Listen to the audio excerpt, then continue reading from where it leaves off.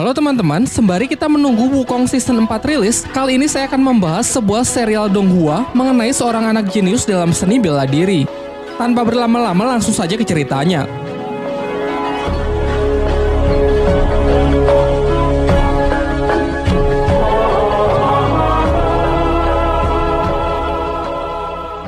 Adegan pertama diperlihatkan seekor rubah putih yang tengah berlari menghindari kejaran para pasukan yang mengincar batu pusaka yang ia bawa. Namun karena sudah terkepung, rubah tersebut memutuskan untuk meledakkan dirinya sendiri. Scene beralih ke sebuah rumah yang memperlihatkan seorang pria bernama Li Xiaowu yang tengah mabuk-mabukan. Hal ini karena pada 6 tahun yang lalu ia gagal mengalahkan petarung dari klan lain dalam sebuah turnamen antar klan yang membuatnya depresi selama bertahun-tahun. Putranya yang masih kecil bernama Lindong berlari keluar sembari mengingat masa lalu dari sang ayah pada 6 tahun silam. Pada waktu itu, ayahnya bertanding di final turnamen melawan Ling Langtian, seorang petarung yang terkenal sangat kuat dari klannya. Namun ayahnya yang memikul harapan besar sayangnya bisa dikalahkan hanya dengan sekali serangan saja.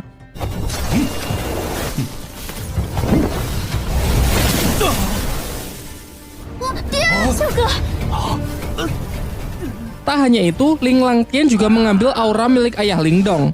Singkat cerita, beberapa tahun pun telah berlalu dan Lindong kini telah tumbuh remaja. Pada suatu ketika, ia terlibat perkelahian dengan sepupunya yang bernama Ling San bersama teman-temannya yang membuat ia terperosok ke dalam jurang. Dirinya yang sudah terbaring lemas secara kebetulan darahnya menetesi sebuah batu pusaka peninggalan rubah di awal film, membuat batu itu hancur dan ia pun terjatuh. Di dalam gelapnya tempat itu, batu tersebut memancarkan cahaya keemasan yang membuatnya terbangun. Namun saat tersadar ia merasa heran dengan tanda bercahaya yang muncul di telapak tangannya serta luka-lukanya yang sudah sembuh.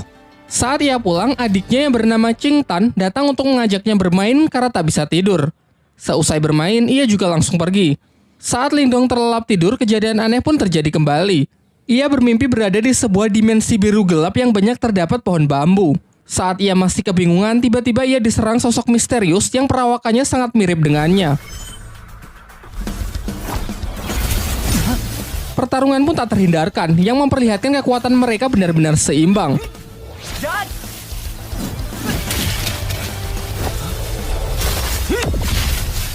Di pagi harinya saat ia terbangun, ia dikagetkan dengan suara adiknya yang berteriak dari luar. Ternyata kelompok Ling San datang dan mengganggu Qing Tan untuk merebut rumput obat yang ia bawa. Lindong yang bergegas datang mencoba melindungi adiknya dari anak-anak berandalan tersebut.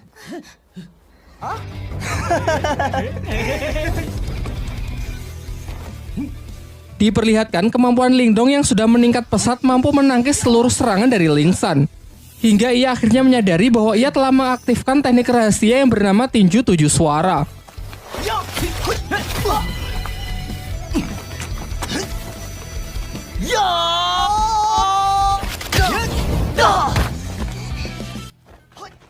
Untung saja pertarungan yang semakin serius itu akhirnya dapat dihentikan oleh kakak Ling San yang diketahui bernama Lin Hong.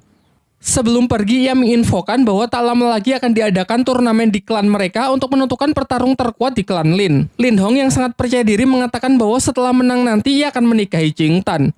Saat kembali, sang ayah menunjukkan gerakan teknik tinju suara yang baik dan benar kepada Lindong.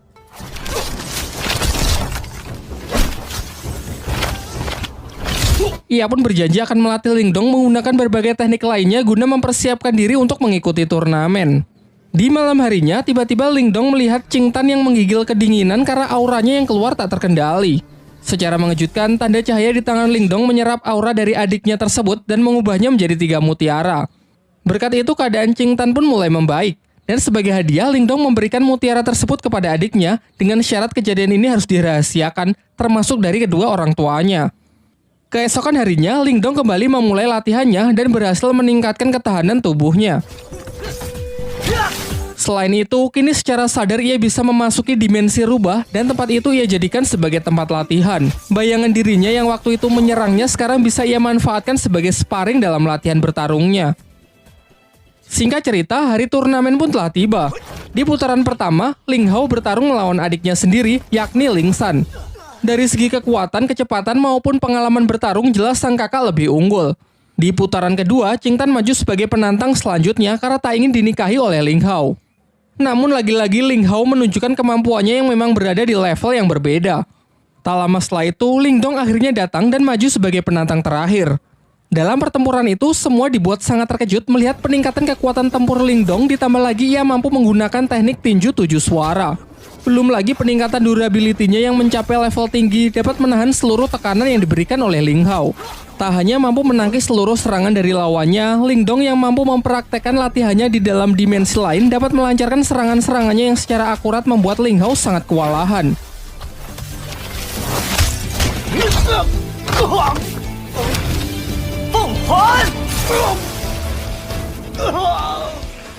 Dengan kemenangannya ini, Ling Dong lah yang keluar sebagai juara dan dinobatkan sebagai petarung terkuat di generasinya.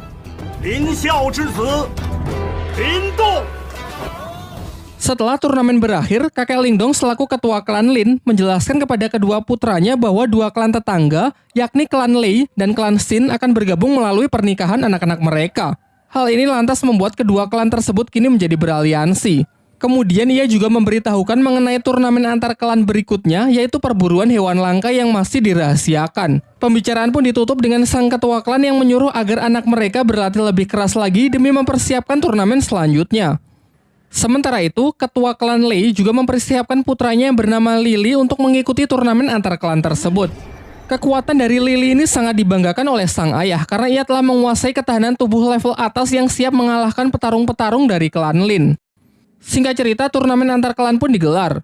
Di sini ayah Ling Dong memberitahu putranya bahwa pertandingan kali ini adalah perburuan hewan langka. Dan Ling Dong diharuskan menaklukkan hewan langka yakni singa api yang terkenal sangat buas. Namun aturannya tak perlu sampai menangkapnya. Karena Ling Dong hanya perlu mengambil sisik yang berada di ujung ekor hewan tersebut agar bisa menyelesaikan pertandingan kali ini.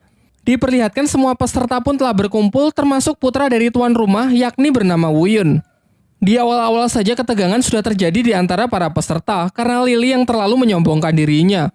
Singkatnya aturan pun dibacakan di mana mereka harus mendapatkan sisik singa api agar bisa memenangkan pertandingan dan dilarang keras untuk berusaha saling membunuh satu sama lain. Ketika Ling Dong bersama adiknya berusaha menemukan singa api, ternyata Lily bersama timnya berhasil menemukannya terlebih dahulu. Namun mereka terlihat kesulitan menaklukkan hewan buas tersebut. Sementara itu dari kejauhan, Ling Dong hanya mengamati mereka dan menunggu kesempatan yang tepat untuk bertindak. Sampai muncullah dari belakang tim Wu Yun yang menawarkan kerjasama.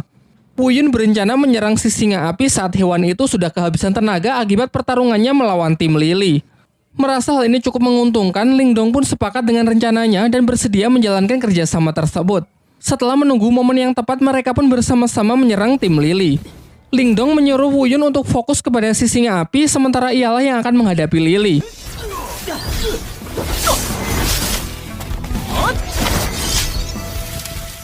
Singkatnya, berkat kerjasama yang baik, Wu Yun mendapatkan kesempatan untuk menebas sisik singa api tersebut dan segera pergi meninggalkan medan pertempuran setelah mendapatkannya. Sayangnya Wu Yun yang terlalu senang akhirnya lengah dan masuk ke dalam jebakan Lily yang sebenarnya sudah disiapkan untuk menangkap si singa api. Saat Ling Dong menyusul, ia terlambat karena Lily sudah mengambil sisik singanya dan dengan kejam menendang Wu Yun hingga terperosok ke dalam sarang si singa api. Ling Dong yang memiliki jiwa setia kawan mengabaikan sisik singa itu dan segera menyusul Wu Yun untuk mencoba menyelamatkannya. Sedangkan Lily bersama timnya telah kembali dan dengan bangga menunjukkan sisik singa api yang telah ia dapatkan. Ia juga menceritakan bahwa Wu Yun dan Ling Dong mungkin tak akan kembali karena sudah mati akibat kecerobohannya terpeleset jatuh ke dalam sarang si singa api. Akan tetapi di tengah ketegangan itu, secara mengejutkan Ling Dong dan Wu Yun ternyata berhasil kembali dengan selamat. Tetapi Lily tetap yakin kalau ialah pemenangnya karena telah membawa sisik si singa api. Di sini semuanya dibuat kembali terkejut melihat Ling Dong dan Wu Yun yang justru membawa dua anak singa api. Kemudian Ling Dong menceritakan mengenai kejadian yang sesungguhnya mengenai Lily yang sudah melanggar aturan dengan berusaha membunuhnya. Tapi setelah masuk ke dalam sarang singa api, di sana mereka malah menemukan dua anak singa api yang terlantar karena induknya mati setelah sisiknya diambil. Karena merasa kasihan, akhirnya mereka pun sepakat membawa dua hewan tersebut. Kini telah diputuskan bahwa ketiganya berhasil menyelesaikan pertandingan ini dengan baik. Namun tetap saja hanya akan dipilih satu pemenang di mana mereka diharuskan bertarung untuk menentukan siapa yang terkuat dan layak mendapatkan gelar Raja Pemburu. Akan tetapi ketua dari klan Lei yang sangat menginginkan bayi singa api yang merupakan hewan sangat langka, ia pun mengusulkan untuk membuat taruhan dengan pertarungan anak-anak mereka. Kesepakatannya, jika ketua Lei menang, maka bayi singa Ling Dong akan menjadi miliknya. Dan jika ia kalah, ia bersedia menyerahkan pabrik kayu milik klannya.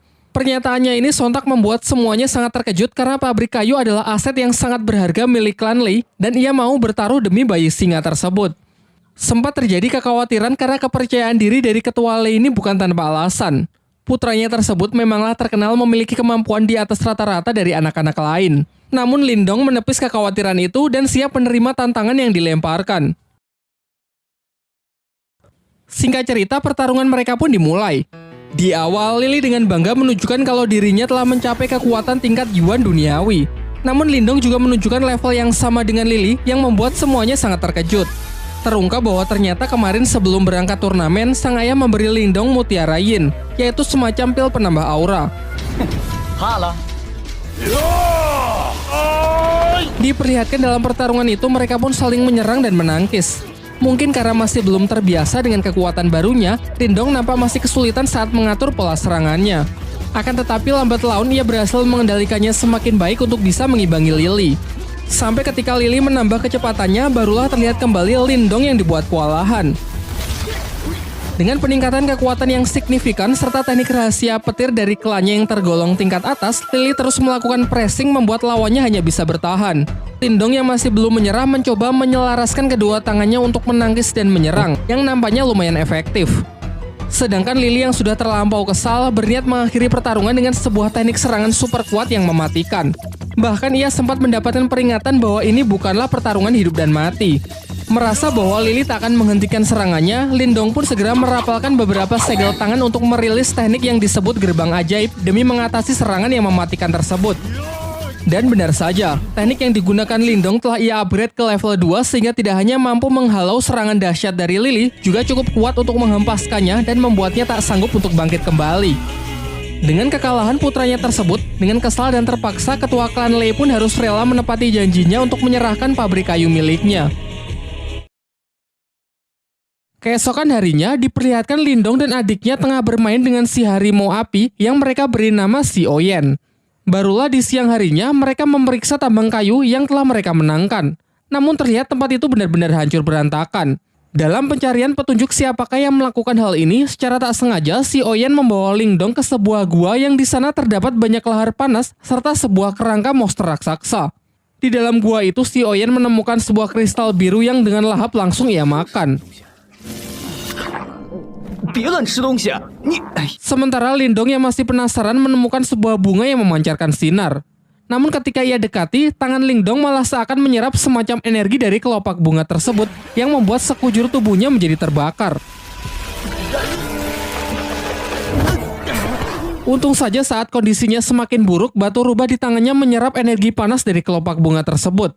Setelah berhasil keluar dan bertemu dengan keluarganya, Lindong menceritakan gua yang baru saja ia temukan serta sebuah batu permata merah yang ia peroleh di dalam sana.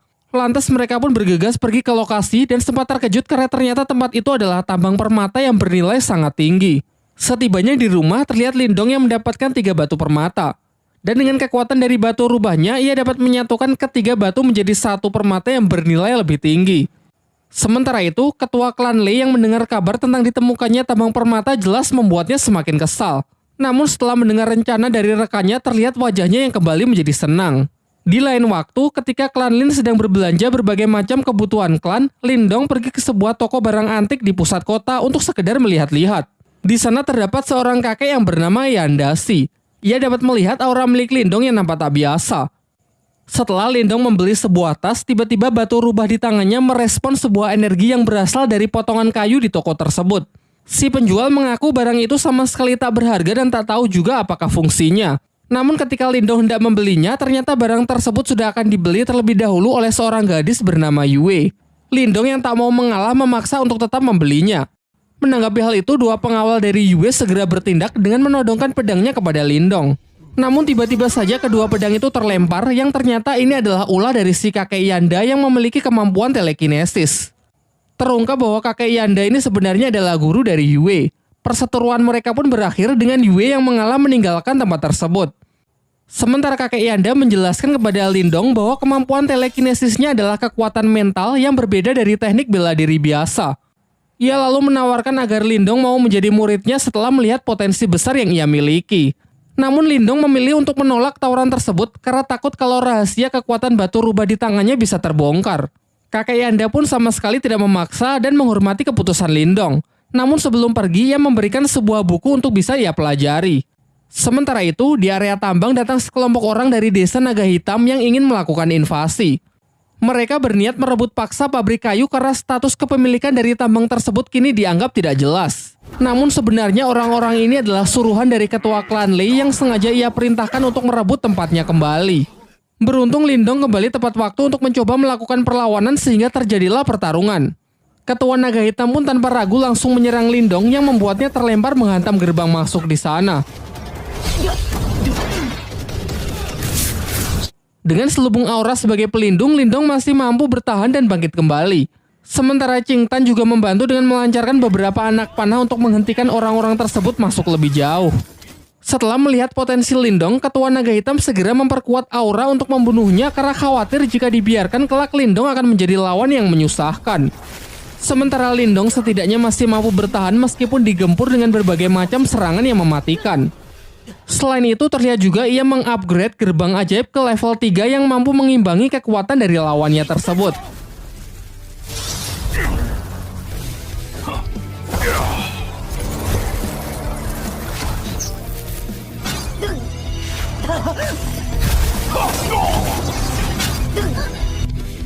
Ketika telah kehabisan energi, entah bagaimana Lindong mampu mengisi ulang energinya dengan menyerap energi alam. Ia pun meminta Qing Tan bersama Si Oyan agar mengulur waktu setidaknya sampai energinya terisi penuh. Jelas hal ini sama sekali tidak mudah, terlebih lagi karena bagaimanapun juga mereka telah kalah jumlah. Hingga saat salah seorang musuh berhasil melukai Lindong, seketika Lindong bangkit serta luka-lukanya bisa sembuh dengan sangat cepat karena energinya yang terkumpul telah lebih dari cukup. Dan benar saja, setelah bangkit kekuatan Lindong kini menjadi berkali-kali lipat sehingga di ronde kedua ini hanya dengan sekali pukulan ia dapat mengalahkan lawannya tersebut.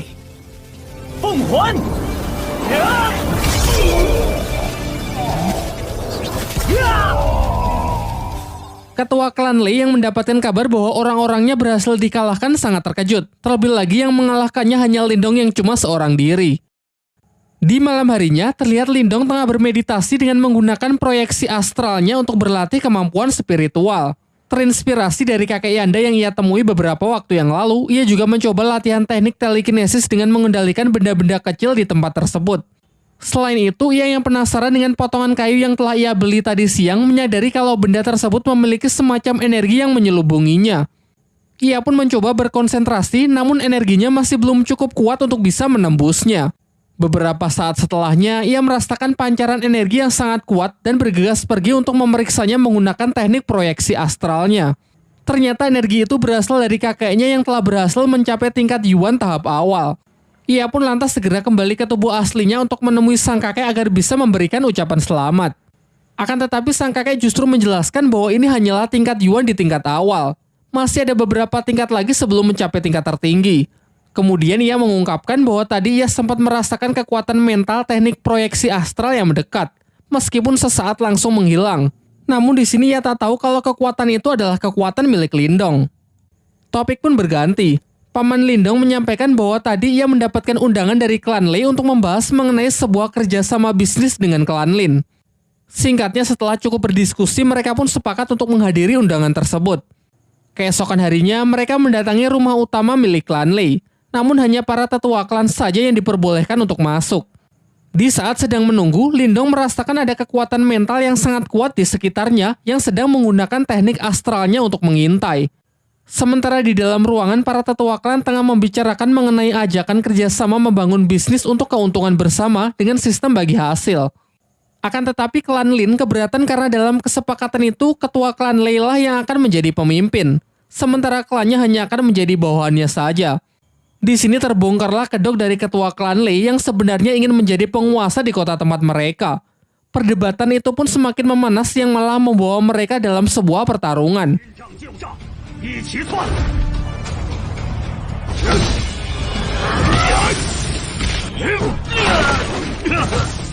Di tengah pertarungan mereka, datanglah Wu Yin, pemimpin dari sekte Serigala Darah yang memihak kepada ketua klan Lei karena sudah dijanjikan akan diberikan keuntungan 60% dari bisnis yang hendak dijalankan. Diceritakan bahwa Wu Yin ini menguasai kekuatan mental tingkat tinggi. Dan benar saja, satu persatu dari mereka dapat dijatuhkan dengan sangat mudah.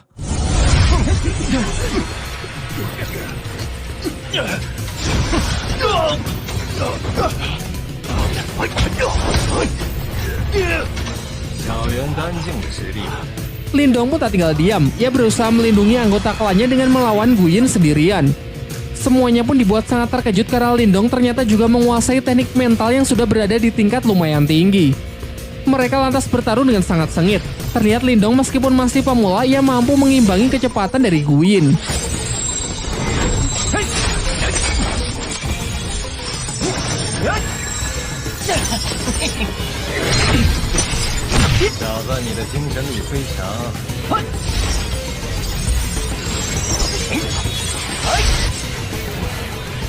Sampai mereka saling mengadu teknik astral melalui duel udara, namun sayangnya tetap saja Wu Yin lebih unggul dan mampu menekan Lindong. Kembali ke pertarungan dunia nyata, Lindong mencoba melancarkan serangannya dengan beberapa aura jarum, tetapi dapat dengan mudahnya ditangkis yang memperlihatkan perbedaan kekuatan di antara mereka. Kini di puncak pertarungan, Lindong hanya mampu bertahan yang nampak semakin terdesak saja. Akan tetapi di ambang kekalahannya, Lindong teringat mengenai potongan kayu yang memiliki selubung energi mental tingkat tinggi. Lantas ia pun mencoba memanfaatkannya untuk menahan serangan mental dari Wu Yin. Melebihi ekspektasi, ternyata hal ini benar-benar efektif. Benda tersebut cukup kuat untuk menangkal energi mental tingkat tinggi. Bahkan selain menahan, kayu itu juga mampu menyerap serangan dari energi spiritual yang kemudian ditransfer masuk ke dalam tubuh Lindong. Dengan ini Lindong pun bisa membalikan keadaan. Gu Yin yang kekuatannya telah terkuras habis tak lagi mampu menahan serangan dari Lindong yang sudah meningkat berkali-kali lipat sehingga ia harus menerima kematiannya. Beberapa lama setelah pertarungan itu, orang-orang dari sekte Serigala Darah yang dipimpin oleh Wei Tong berniat balas dendam kepada klan Lin karena telah membunuh Gu Yin. Kakek Lindong mencoba menjelaskan bahwa Gu Yin lah yang bersalah karena telah ikut campur dan membantu ketua klan Lei untuk menindas klannya. Ia pun kemudian menawarkan sebuah jalur damai dengan menanyakan apa yang perlu dilakukan agar Wei Tong bisa melupakan dendamnya tersebut. Wei Tong menjawab bahwa ia mau orang yang telah membunuh Gu Yin dan tabang permata milik klan Lin diserahkan kepadanya, serta seluruh orang dari klan Lin harus bersedia menjadi budaknya. Jelas kakek Lindong pun menolak hal itu sehingga pertarungan pun tak terelakkan. Sayangnya Wei Tong yang telah mencapai tingkat Yuan level atas dengan mudah bisa mengalahkan kakek Lindong. Sampai akhirnya Lindong datang dan menyatakan akan mengalahkan Wei Tong seorang diri, mengingat dirinya lah yang harusnya bertanggung jawab atas kematian Gu Yin. Tanpa basa-basi, Wei Tong pun langsung melancarkan serangannya terlebih dahulu. Dengan lincah, Lindong memanfaatkan teknik jarum biru sebagai pinjakan untuk melayang. Beberapa tembakan anak panah dilancarkan untuk berusaha menjatuhkan Lindong, termasuk menggunakan anak panah yang dilapisi aura, namun bisa ia hindari dengan sangat mudah.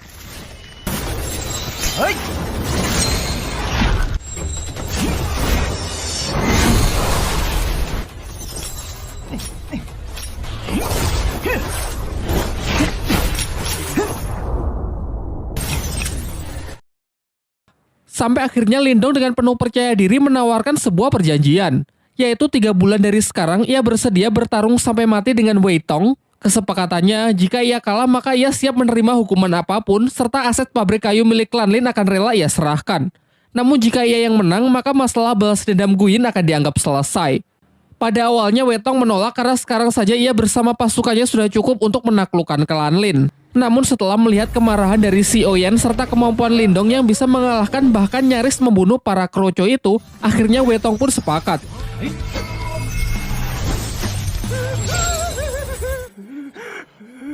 Tetapi ia merasa kalau 3 bulan terlalu lama, sehingga ia ingin mempersingkatnya menjadi 2 bulan saja. Setelah kepergian dari orang-orang sekte Serigala Darah, ayah dan kakek Lindong nampak cemas dengan perjanjian tersebut yang menurut mereka terlalu beresiko karena mempertaruhkan klannya. Namun Lindong menepis kekhawatiran itu dengan mengatakan bahwa ia akan berusaha semaksimal mungkin, mengingat ialah yang memang harus bertanggung jawab dalam kasus ini. Ia lalu meminta izin untuk pergi ke ibu kota lebih awal demi lebih banyak menuntut seni ilmu bela diri di sana. Akan tetapi sebenarnya ia juga punya alasan yang ia rahasiakan, yaitu mencari cara untuk melatih batu rubah di tangannya agar bisa sepenuhnya ia kendalikan. Keesokan harinya, Lindong pun berpamitan dengan semuanya meskipun terlihat sang adik sebenarnya tak rela jika kakaknya pergi sendirian. Singkatnya, Lindong pun berangkat ke ibu kota dengan menunggangi seekor kuda. Setelah tiba di ibu kota, ia mendapatkan informasi kalau di sana akan ada pelelangan benda-benda antik yang digelar untuk para bangsawan. Lindong yang tertarik berniat menghadiri pelelangan tersebut dengan harapan bisa menemukan barang bagus yang bisa berguna nantinya.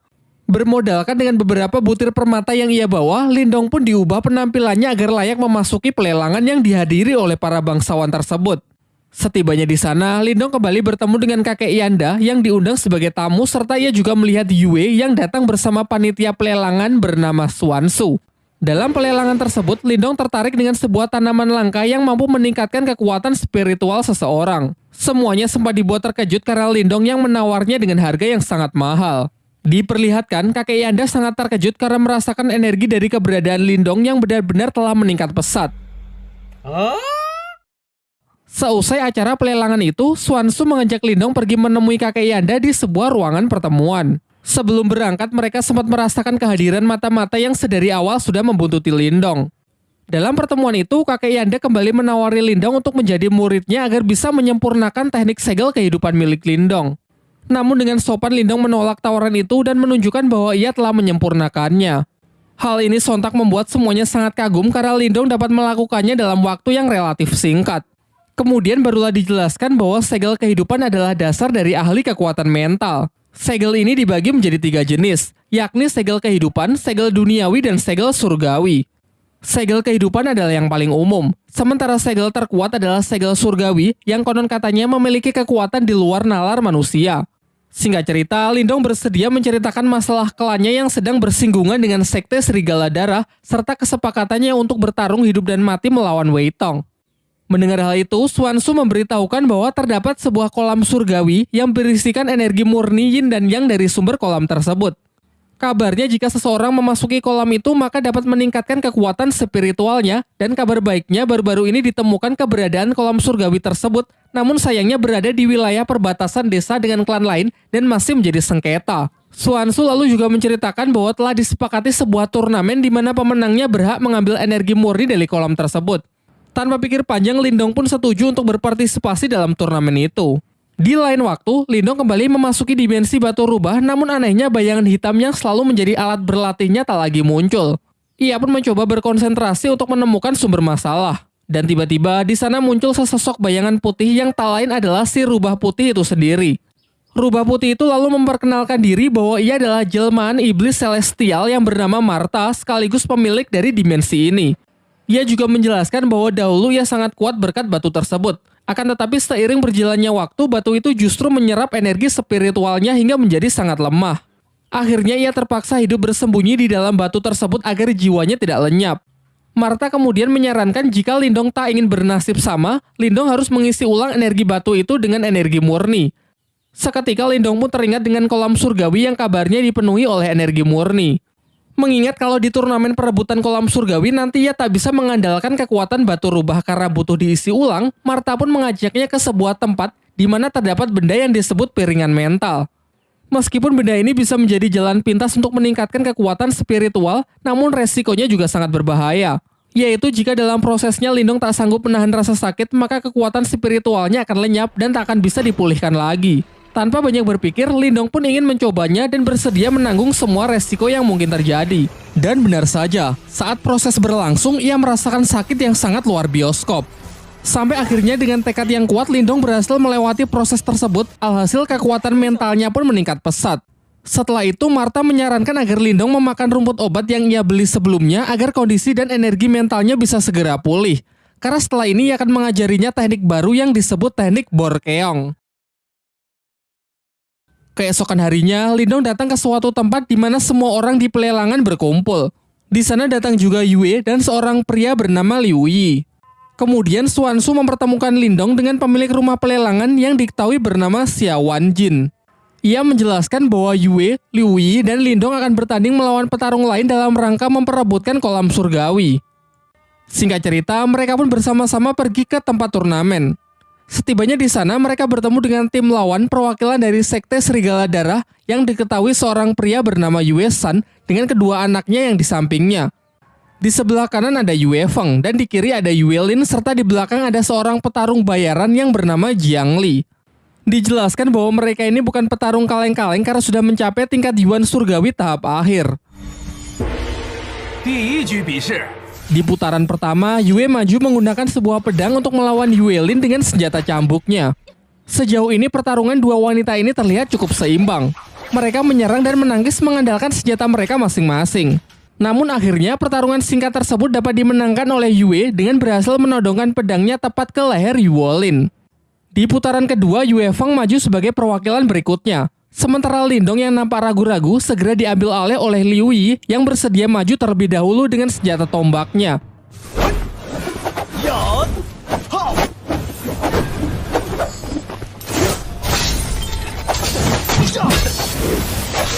Di tengah pertarungan, Partha merasakan ada sebuah gejolak energi dari dalam kolam surgawi. Karena merasa penasaran, ia menyelinap dengan menggunakan proyeksi astralnya kemudian masuk ke dalam kolam itu untuk memeriksa anomali energi tersebut. Namun karena ia hanya menggunakan wujud astralnya, ia tak sanggup menyelam terlalu dalam. Kembali ke arena pertarungan. Diperlihatkan kalau perwakilan tim lawan dapat memenangkan pertarungan di putaran kali ini. Pertarungan selanjutnya adalah babak penentu, di mana Lindong akan menjadi harapan terakhir untuk bisa mendapatkan hak dari kolam surgawi. Dengan nada yang sedikit menggoda, Xuanzu menyemangatinya agar bisa memenangkan pertarungan penentu tersebut. Sementara di pihak lawan, Jiang Li si tentara bayaran maju untuk menghadapi Lindong. Di awal, Jiang Li mengatakan bahwa ini akan menjadi pertarungan sampai mati. Jadi jika ingin menyerah, inilah saatnya. Namun Lindong sama sekali tak gentar dengan gertakan itu dan segera bersiap memasang kuda-kudanya. Serangan pertama dapat ia tangkis dengan mudah. Dilanjutkan dengan beberapa gerak serangan juga ia lancarkan untuk mencoba mencari titik lemah dari pertahanan lawannya. So far, nampak keduanya masih seimbang sampai mengadu kekuatan aura mereka. Cukup khawatir melihat kekuatan Jiang Li yang telah mencapai tingkat Yuan Surgawi. Namun tak kalah mengejutkan kalau menyaksikan energi mental tingkat tinggi Lindong yang seketika mampu menghentikan pergerakan lawannya. Dilanjutkan dengan serbuan jarum aura yang semakin merepotkan Jiang Li.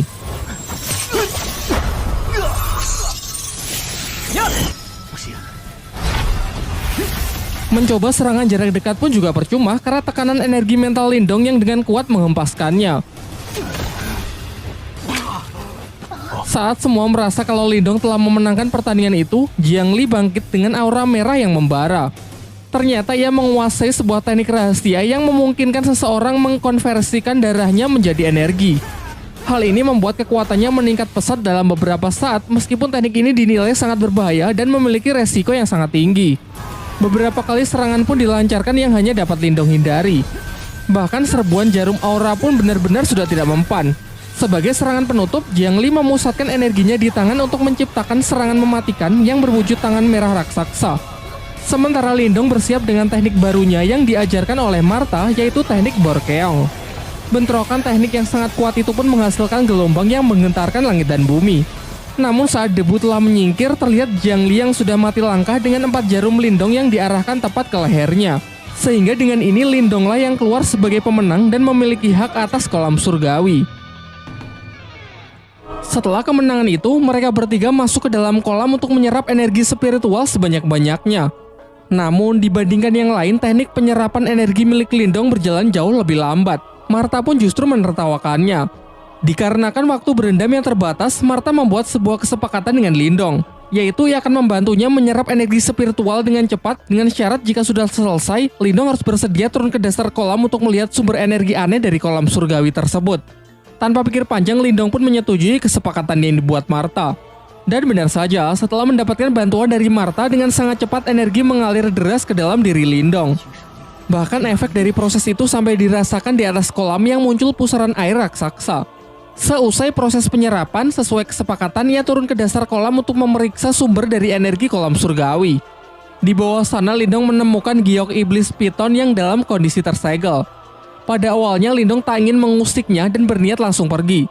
Namun Martha berusaha membujuknya dengan mengatakan kalau ini tidak berbahaya karena iblis ini sedang terluka.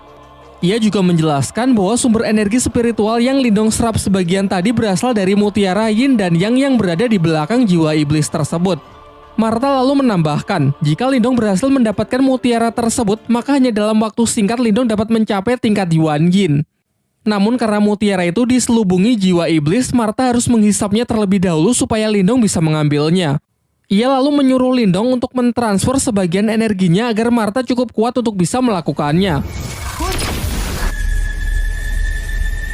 Ketika proses penyerapan berlangsung, tiba-tiba segel iblis itu hancur sehingga sang iblis piton kini berhasil bebas. Pertarungan pun tak terhindarkan.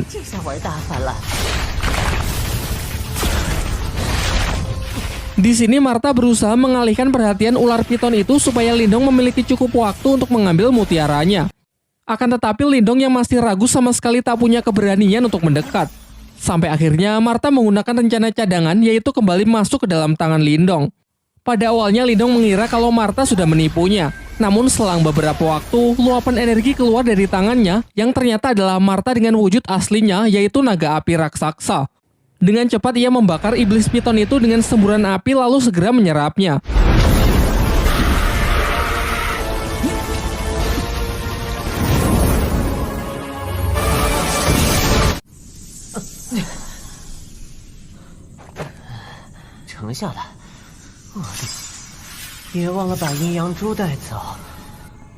Setelah mereka semua kembali, Xiao Wanjin dan yang lainnya merasa khawatir dengan kondisi Lindong yang terlihat sangat pucat akibat penyerapan energi dari kolam surgawi yang dinilai terlalu banyak. Namun Lindong menepis kekhawatiran itu dengan mengatakan kalau dirinya baik-baik saja. Ia menegaskan asalkan ia bisa segera naik tingkat dan bisa mengalahkan Wei Tong dari Sekte Serigala Darah, apapun rela ia lakukan.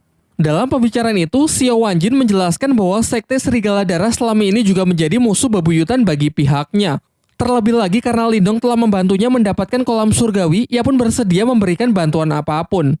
Di akhir pembicaraan, Suanshu memberikan buku langka dari pelelangan kemarin yang berisi teknik-teknik rahasia agar bisa Lindong pelajari demi mempersiapkan dirinya agar bisa menang melawan Wei Tong. Di malam harinya, Lindong mempelajari buku pemberian Suanshu untuk mengendalikan energi yang telah ia serap sebelumnya. Ia kemudian kembali masuk ke dalam dimensi rubahnya. Di sana ia melihat bayangan dirinya yang kini telah pulih. Bahkan bayangan tersebut juga telah membuka aliran energi spiritual tingkat 22 Vena. Lantas ia pun segera menirukan gerakan dari bayangan itu dan seketika ia juga berhasil membuka aliran energi spiritual tingkat 22 Vena. Sekaranglah saatnya ia mencoba mutiara yin yang ia dapat dari kolam surgawi. Pertama-tama dengan menggunakan energinya sendiri, ia mencoba memurnikan mutiara tersebut. Meskipun di percobaan pertama ia sempat gagal, sampai akhirnya dengan mengerahkan seluruh tenaganya, ia berhasil menetralkan mutiara itu yang kemudian langsung ia telan.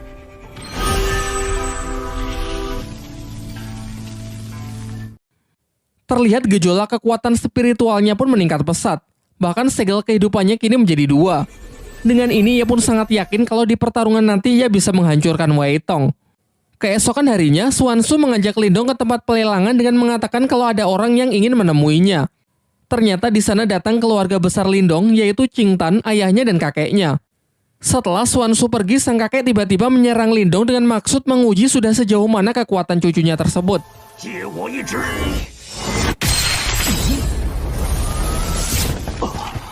Dan setelah beradu kekuatan, hasilnya benar-benar mengejutkan karena kini Lindong telah mencapai tingkat Yuan dan awal. Kakeknya lalu menjelaskan bahwa dalam sejarah klan Lin, Lindong adalah orang termuda yang bisa mencapai tingkat tersebut. Singkat cerita, hari pertarungan pun telah tiba, di mana Lindong harus berhadapan melawan Wei Tong dari Sekte Serigala Darah dalam pertarungan hidup dan mati. Semua orang datang menyaksikan pertarungan mereka, termasuk keluarga Lindong. Namun tanpa mereka sadari ada mata-mata dari pihak Wei Tong di belakang mereka. Ketika nama mereka disebut, Lindong dan Wei Tong segera memasuki arena.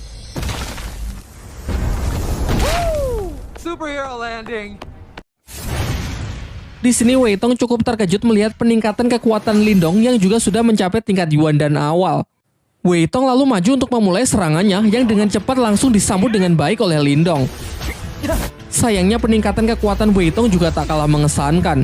Ia berhasil menekan Lindong hingga hampir jatuh keluar arena. Namun ternyata arena pertarungan mereka dilindungi semacam penghalang dari energi mental yang mencegah para petarung melarikan diri. Hal ini dianggap wajar karena mereka telah menyatakan akan bertarung sampai mati. Wei Tong kembali melancarkan serangannya yaitu pukulan keras bertubi-tubi. Sementara Lindong terlihat kewalahan menahan tekanan yang terus diberikan. Sejauh ini nampaknya Wei Tong lah yang menguasai jalannya pertempuran. Teknik demi teknik Lindong lancarkan akan tetapi sama sekali tak berefek. Ialah yang justru menerima pukulan mentah dari Wei Tong yang tepat mengarah ke dadanya. Terdengar sorak dari para penonton yang meragukan Lindong membuat pihaknya semakin cemas kalau Lindong tak akan mampu bertahan.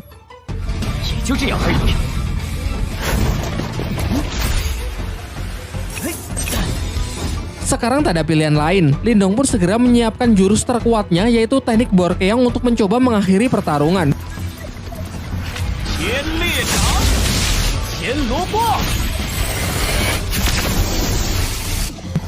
Sebenarnya serangan Lindong ini bisa saja mengalahkan Wei Tong. Namun Wei Tong menggunakan cara licik dengan menyuruh mata-matanya menyandera Qing Tan sehingga membuat Lindong kehilangan konsentrasinya. Sementara kakek Yanda berusaha membantu dengan mencoba mendekati mata-mata tersebut. Di arena, Lindong benar-benar tidak bisa fokus bertarung karena melihat adiknya dalam bahaya. Alhasil serangan-serangan Wei Tong pun banyak yang masuk.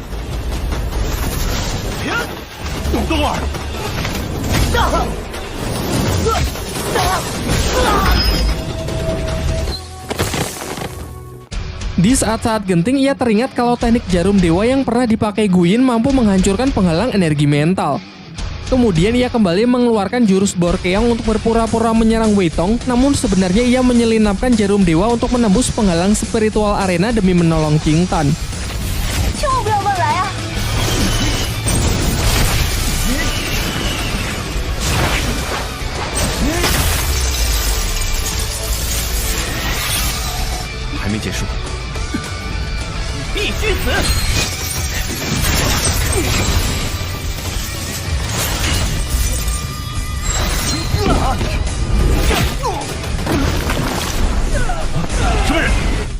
Saat si mata-mata hendak mencoba menyerang lagi, datanglah kakek Yanda yang membantu mengalahkannya.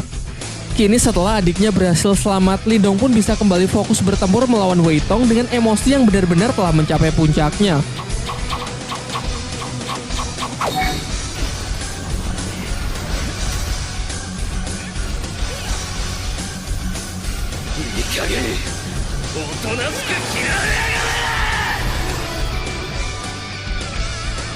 Setelah menerima gempuran serangan dari Lindong, Wei Tong pun benar-benar sudah kehabisan tenaga dan ia pun mengaku kalah.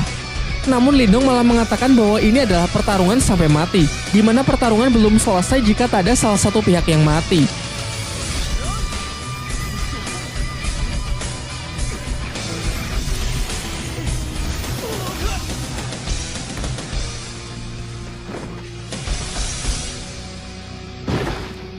Cerita kemudian loncat ke beberapa bulan setelahnya.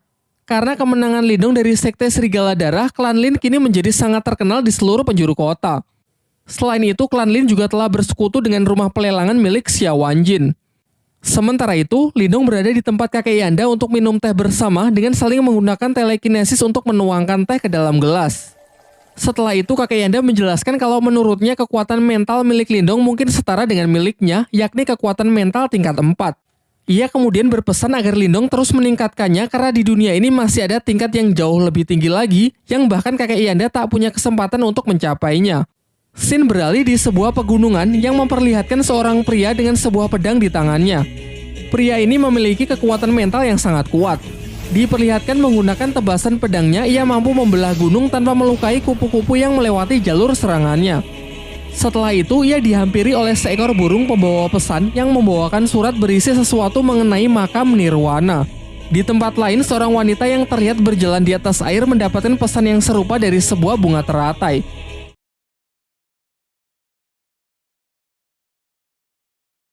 Di awal film, terlihat rombongan klan Lin sedang dalam perjalanan untuk mengantarkan batu permata. Namun di tengah jalan, mereka diserang oleh sekelompok bandit yang ingin merampok mereka. Sebuah serangan nyaris membunuh Ling Hao. Beruntung sepupunya Lingdong berhasil menyelamatkannya. Tidak berhenti sampai di sana, ratusan anak panah ditembakkan untuk menggempur rombongan klan Lin. Nampaknya mereka ini bukan bandit biasa karena terlihat mereka sangat mahir menggunakan senjata yang dilapisi energi spiritual. Sampai akhirnya Lindong menyuruh Lin Hong dan rekan-rekan lainnya untuk segera pergi, sementara dirinya akan tetap tinggal untuk bertarung demi mengalihkan perhatian para bandit tersebut. Sebelum bala bantuan dari musuh datang, ia pun segera melepaskan ledakan energi dari teknik gerbang ajaibnya agar bisa segera mengakhiri pertempuran.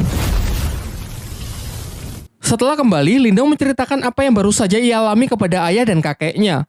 Sang kakek mengatakan bahwa tidak heran banyak orang jahat yang mengincar klan Lin demi mendapatkan batu permata yang sangat berharga mereka. Terlebih lagi karena klan Lin baru beberapa bulan pindah ke kota Yan sehingga masih sulit membedakan antara kawan dan lawan. Pembicaraan pun ditutup dengan kakek Lindong yang berpesan agar tidak mencolok saat mengantarkan barang. Beberapa waktu setelahnya diperlihatkan Lindong yang bermeditasi melatih kekuatan spiritualnya. Namun Martha si rubah putih yang selalu menjadi mentornya masih tertidur sehingga ia ragu apakah latihan sendiri seperti ini akan efektif. Tak lama setelah itu, Ching Tan datang menghampirinya untuk menyampaikan pesan dari kakek Yanda yang ingin menemuinya di perguruan bela diri. Namun sebelum pergi, tangan Lindong merasakan tangan adiknya tersebut sangat dingin, meskipun langsung Ching Tan tepis dengan mengatakan bahwa dirinya sedang baik-baik saja.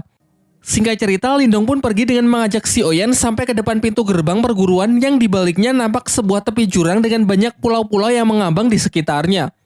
Dengan menaiki salah satu pulau kecil, datanglah utusan dari kakek Yanda untuk menjemputnya menuju tempat perguruan dari kakek Yanda. Dalam perjalanan, Lindong juga sempat melihat pemandangan para murid lain yang tengah berlatih kekuatan spiritual.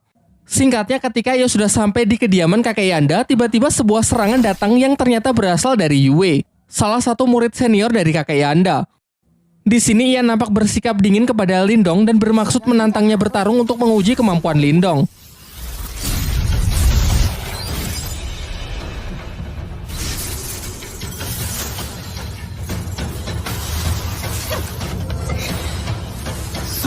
Namun ketika pertarungan mereka sudah mulai serius, kakek Yanda datang untuk segera menghentikan mereka. Kakek Yanda lalu menjelaskan bahwa tak lama lagi akan diadakan pertandingan antar perguruan bela diri yang disebut pertarungan menara. Namun di dua pertandingan sebelumnya perguruan bela dirinya telah mengalami kekalahan sehingga jika pertandingan kali ini ia kalah lagi, maka kepemimpinan dari perguruannya akan diambil alih oleh perguruan bela diri dari kota sebelah, yakni perguruan bela diri kota Tianhou. Jadi tujuannya memanggil Yue dan Lindong adalah untuk meminta bantuan agar mereka bersedia berpartisipasi mewakili perguruan bela diri kota Yan miliknya. Menurutnya dengan kekuatan spiritual Lindong yang telah mencapai tingkat lumayan tinggi, ia yakin kalau Lindong bisa memberikannya harapan. Lindong pun bersedia membantu mengingat jasa kakek Yanda yang beberapa waktu yang lalu telah menyelamatkan nyawa adiknya. Setelah pembicaraan mereka, kakek Yanda meminta Yue agar menemani Lindong berkeliling. Di sisi lain di kota Tianhou diperlihatkan seorang kakek bernama Han Yu memiliki beberapa murid dengan kekuatan spiritual tingkat tinggi. Ia lalu menyuruh salah satu muridnya yang bernama Cao Zu pergi ke perguruan bela diri kota Yan untuk mengukur sudah sejauh mana persiapan dan kemampuan para murid di sana. Sementara itu ketika Yue mengajak Lindong berkeliling di perguruan bela diri kota Yan, mereka melihat kerusuhan di tengah latihan para murid di sana. Ternyata ini adalah ulah Cao Zu, salah satu murid perguruan Tianhou yang memang sengaja datang untuk merusuh sekaligus mengukur kemampuan para murid di sana. Ia sangat sombong karena sejauh ini belum ada murid di tempat itu yang bisa menandinginya. Sampai kemudian Yue iseng mendorong Lindong masuk ke arena untuk melawan Cao Zu. Pada awalnya Lindong memilih pergi turun arena karena tak ingin meladeninya. Namun ia tak bisa menahan diri lagi karena Cao Zu lah yang lebih dulu menyerangnya menggunakan teknik pedang es hitam. Di atas arena mereka pun saling mengadu teknik mereka masing-masing. Nampak benturan antar senjata mental mereka lumayan menggentarkan arena.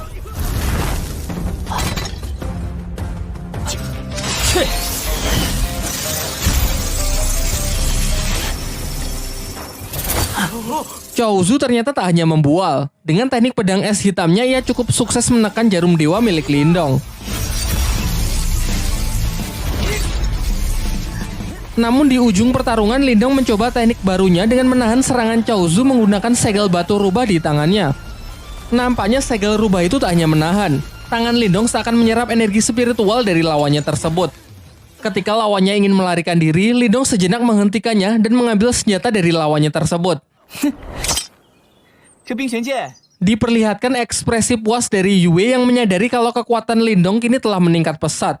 Di malam harinya, Lindong juga baru tahu kalau ternyata segel batu rubah di tangannya memiliki kemampuan untuk menyerap energi spiritual milik orang lain. Energi yang diserap kemudian dinetralkan dan diakumulasikan menjadi energinya sendiri sehingga kekuatan Lindong kini menjadi bertambah. Sementara itu, Cao Zu yang telah kembali menceritakan mengenai kekalahannya dari Lindong kepada Han Yu. Mendengar hal itu, Han Yu pun menjadi sangat kesal karena ia tak menyangka kalau perguruan bela diri rivalnya memiliki petarung yang sebegitu kuat. Di tengah kekesalannya, muncul aura yang sangat mengerikan dari balik tirai yang ternyata berasal dari Zutong, murid senior sekaligus yang terkuat dari Han Yun. Singkat cerita, besoknya Yue dan Lindong berangkat menuju ke tempat diselenggarakannya turnamen pertarungan menara. Di perjalanan, Yue berpesan kepada Lindong untuk berhati-hati terhadap seorang murid dari perguruan Tianho yang bernama Zutong, murid terkuat dari Han Yun. Setibanya di sana, semua peserta lain ternyata sudah berkumpul. Sembari menunggu para guru tiba, Chaozu mengadu ke kakak seperguruannya yang bernama Liu Long perihal Lindong yang telah menghajar dan menyita pedang esnya. Pada awalnya, Liu Long basa-basi dengan menyapa Lindong dan meminta agar senjata adik seperguruannya tersebut dikembalikan. Namun Lindong malah berdalih karena menurutnya itu sepadan dengan kelakuan Chaozu yang telah membuat rusuh di tempatnya. Ketika suasana semakin tegang, Yue berusaha menengahi agar jangan membuat keributan sebelum pertandingan dimulai. Tak lama setelah itu, datanglah para guru yaitu Han Yun dan kakek Yanda menghampiri mereka. Kakek Yanda lalu menjelaskan bahwa aturan dari pertarungan menara cukup sederhana, yaitu siapa yang bisa naik ke tingkat tertinggi dan mampu bertahan dalam waktu yang lama maka ialah yang akan menjadi pemenangnya. Namun sebelum menyelesaikan kalimatnya, Han Yun menyela dan menyuruhnya agar segera membuka gerbang menara agar pertandingan bisa segera dimulai. Kakek Yanda lalu segera merapalkan mantranya dan secara ajaib muncullah sebuah menara 8 tingkat tepat di depan mereka. Dapat dirasakan gelombang energi spiritual yang sangat dahsyat menyertai kemunculan dari menara tersebut. Setelah pintu dibuka, pertarungan menara pun dimulai dengan sistem Battle Royale, di mana petarung yang bisa bertahan paling lama dan berhasil naik ke lantai tertinggi maka ialah pemenangnya. Ketika semua peserta telah bergegas masuk ke dalam menara, di luar Han Yun dan kakek Yanda memantau keadaan di dalam menara menggunakan semacam proyeksi spiritual. Sementara itu, Lindong yang telah masuk sangat terkejut karena sebagian energi mental di gerbang masuk ternyata bisa ia serap sehingga sekali lagi kekuatannya mengalami peningkatan. Tak ingin berlama-lama di lantai dasar, Lindong pun segera naik ke lantai yang lebih tinggi dengan melewati rintangan-rintangan kecil. Di sisi lain, ternyata Zutong memimpin dengan dirinya yang telah mencapai lantai ke-6 dengan sangat cepat, disusul oleh Yue sebagai runner-up yang berusaha mengejar ketertinggalannya. Satu tingkat di bawahnya ada Chaozu dan Liu Long yang terjebak di lantai 5 dan tak bisa naik lebih tinggi lagi karena tekanan energi mental yang semakin kuat. Namun alih-alih menghabiskan energinya untuk berusaha naik ke lantai 6, Liu Long mempunyai ide untuk tetap tinggal di lantai 5 dengan tujuan menghalangi peserta lain yang ingin naik ke lantai selanjutnya. Dan benar saja, Lindong yang baru saja sampai di lantai 5 langsung mereka halangi. Chaozu yang merasa dendam karena Lindong telah mempermalukannya sekarang mencoba untuk membalasnya. Bersama dengan Liu Long, mereka pun mengeroyok Lindong yang cuma sendirian. Akan tetapi Lindong nampak tak takut sedikit pun dan justru memanas-manasi mereka dengan memperlihatkan senjata Chaozu yang kemarin ia sita. Kini ia kendalikan sebagai senjata untuk melawan mereka. Diperlihatkan dari kedua sisi, Chaozu dan Liu Long mengepung Lindong dengan masing-masing teknik mental mereka. Pertarungan pun pecah. Meskipun nampak tak adil dengan pertarungan 2 lawan 1, nyatanya Lindong mampu mengimbangi mereka.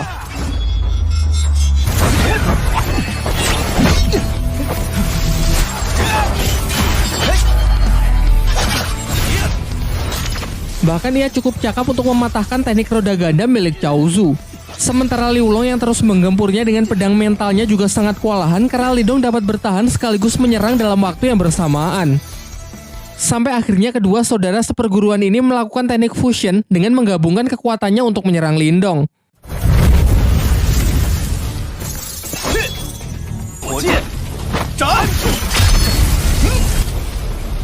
Nampak Lindong yang mulai keringat dingin karena sudah meremehkan mereka. Namun mengingat serangan itu didasari oleh energi mental, dengan segel batu rubahnya Lindong pun dapat menghisapnya sampai kering.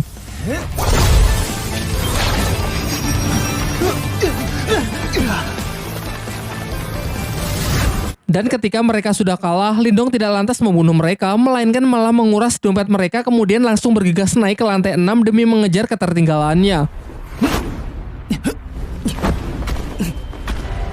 Sementara itu di lantai 6 terlihat Yue yang berusaha keras untuk naik ke lantai 7, namun ia selalu gagal karena tekanan energi mental di sana sangat kuat yang jauh melebihi apa yang bisa ia bayangkan. Berbeda dengan rivalnya, Zutong nampak santai berpisah dengan Yue karena tinggal selangkah lagi ia sudah bisa naik ke lantai 7. Hal ini membuktikan kalau tingkat kekuatannya memanglah luar biasa kuat. Yue yang merasa kecewa dengan dirinya sendiri akhirnya melepas pegangannya karena telah kehabisan tenaga. Beruntung Lindong datang tepat waktu dan masih sempat menangkapnya. Setelah mengucapkan janji bahwa ia pasti akan menang, Lindong pun segera melompat untuk menyusul Zutong naik ke lantai selanjutnya. Di luar menara, Hanyu dan kakek Yanda hanya tahu kalau ada dua peserta yang berhasil naik ke lantai 7 tanpa tahu siapakah mereka. Pada awalnya Hanyu mengira kalau mereka pasti Zutong dan Yue, namun kakek Yanda yakin kalau itu bukan Yue melainkan Lindong. Sementara di dalam menara, Lindong telah berhasil naik ke lantai 7.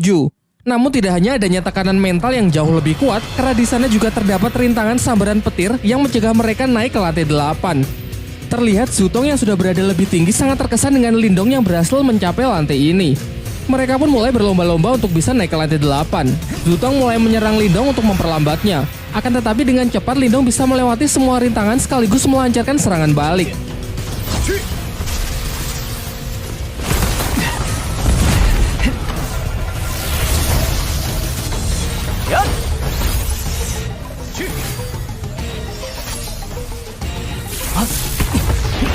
Sampai akhirnya mereka berhasil mencapai tempat tertinggi di lantai 7 dan tepat di atas mereka sudah terlihat pintu masuk menuju lantai 8. Akan tetapi tiba-tiba sebuah bola api raksasa jatuh yang siap melumat mereka.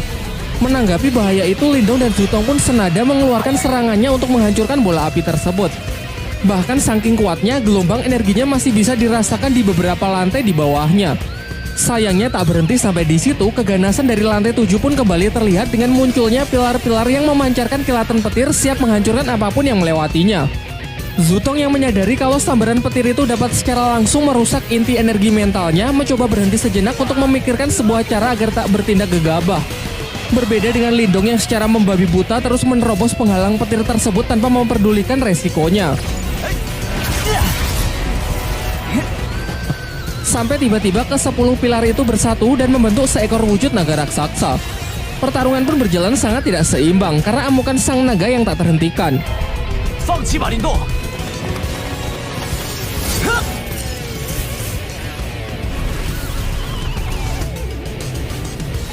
Di saat naga itu melilit Lindong, Lindong baru menyadari bahwa ular ini hanyalah bongkahan energi mental, di mana ini artinya ada kemungkinan kalau ia bisa menyerapnya. Setelah menghisap habis naga tersebut tanpa membuang waktu, Lindong pun langsung melompat ke lantai 8 meninggalkan Zutong. Di luar menara terlihat ada seorang peserta yang telah berhasil naik ke lantai tertinggi. Namun mereka semua beranggapan kalau Zutonglah yang berhasil mencapainya. Sementara itu di dalam lantai 8 terlihat ekspresi puas Lindong karena telah mencapai lantai tertinggi dan bisa memenangkan pertandingan kali ini. Di sana ia menemukan ada semacam prasasti kuno mengenai penyempurnaan teknik energi mental, sayangnya gagal ia pelajari karena tenaga Lindong yang telah terkuras habis. Namun ia tak lantas menyerah begitu saja. Di sekitarnya ia merasakan ada banyak energi spiritual yang bertebaran, ia pun bergegas menyerapnya untuk mengisi ulang tenaga sekaligus agar kekuatannya bisa naik ke tingkat 3. Di waktu yang bersamaan, para peserta yang telah gagal satu persatu keluar dari menara. Namun semua dibuat sangat terkejut saat melihat Zutong juga keluar dari menara itu dan mengakui kekalahannya dari Lindong. Kini semuanya pun sudah jelas bahwa Lindonglah yang menjadi pemenangnya. Karena tak ingin lebih dipermalukan lagi, Han Yun pun segera menarik kembali semua pihaknya untuk meninggalkan tempat ini. Singkat cerita, malam pun telah tiba. Terhitung sudah 24 jam semenjak Lindong masuk ke dalam menara. Terlihat Yue mulai cemas takut kalau sesuatu yang buruk menimpa Lindong. Sementara itu, di dalam menara lantai teratas, Lindong benar-benar berusaha keras hingga akhirnya ia berhasil mencapai kekuatan mental tingkat ketiganya. Bahkan sampai-sampai luapan energinya bocor keluar menara yang mengejutkan Yue dan kakek Yanda.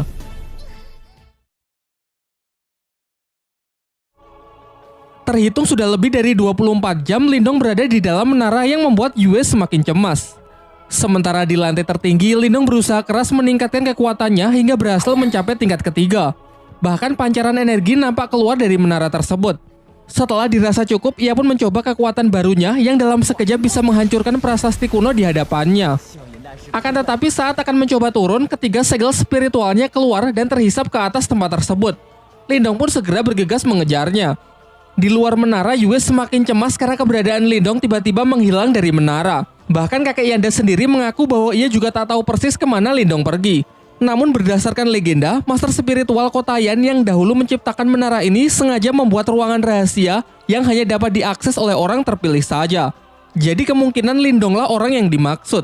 Sementara itu, Lindong telah tiba di sebuah dimensi dan masih mengikuti ketiga segel kehidupannya yang membawanya ke sebuah prasasti kuno.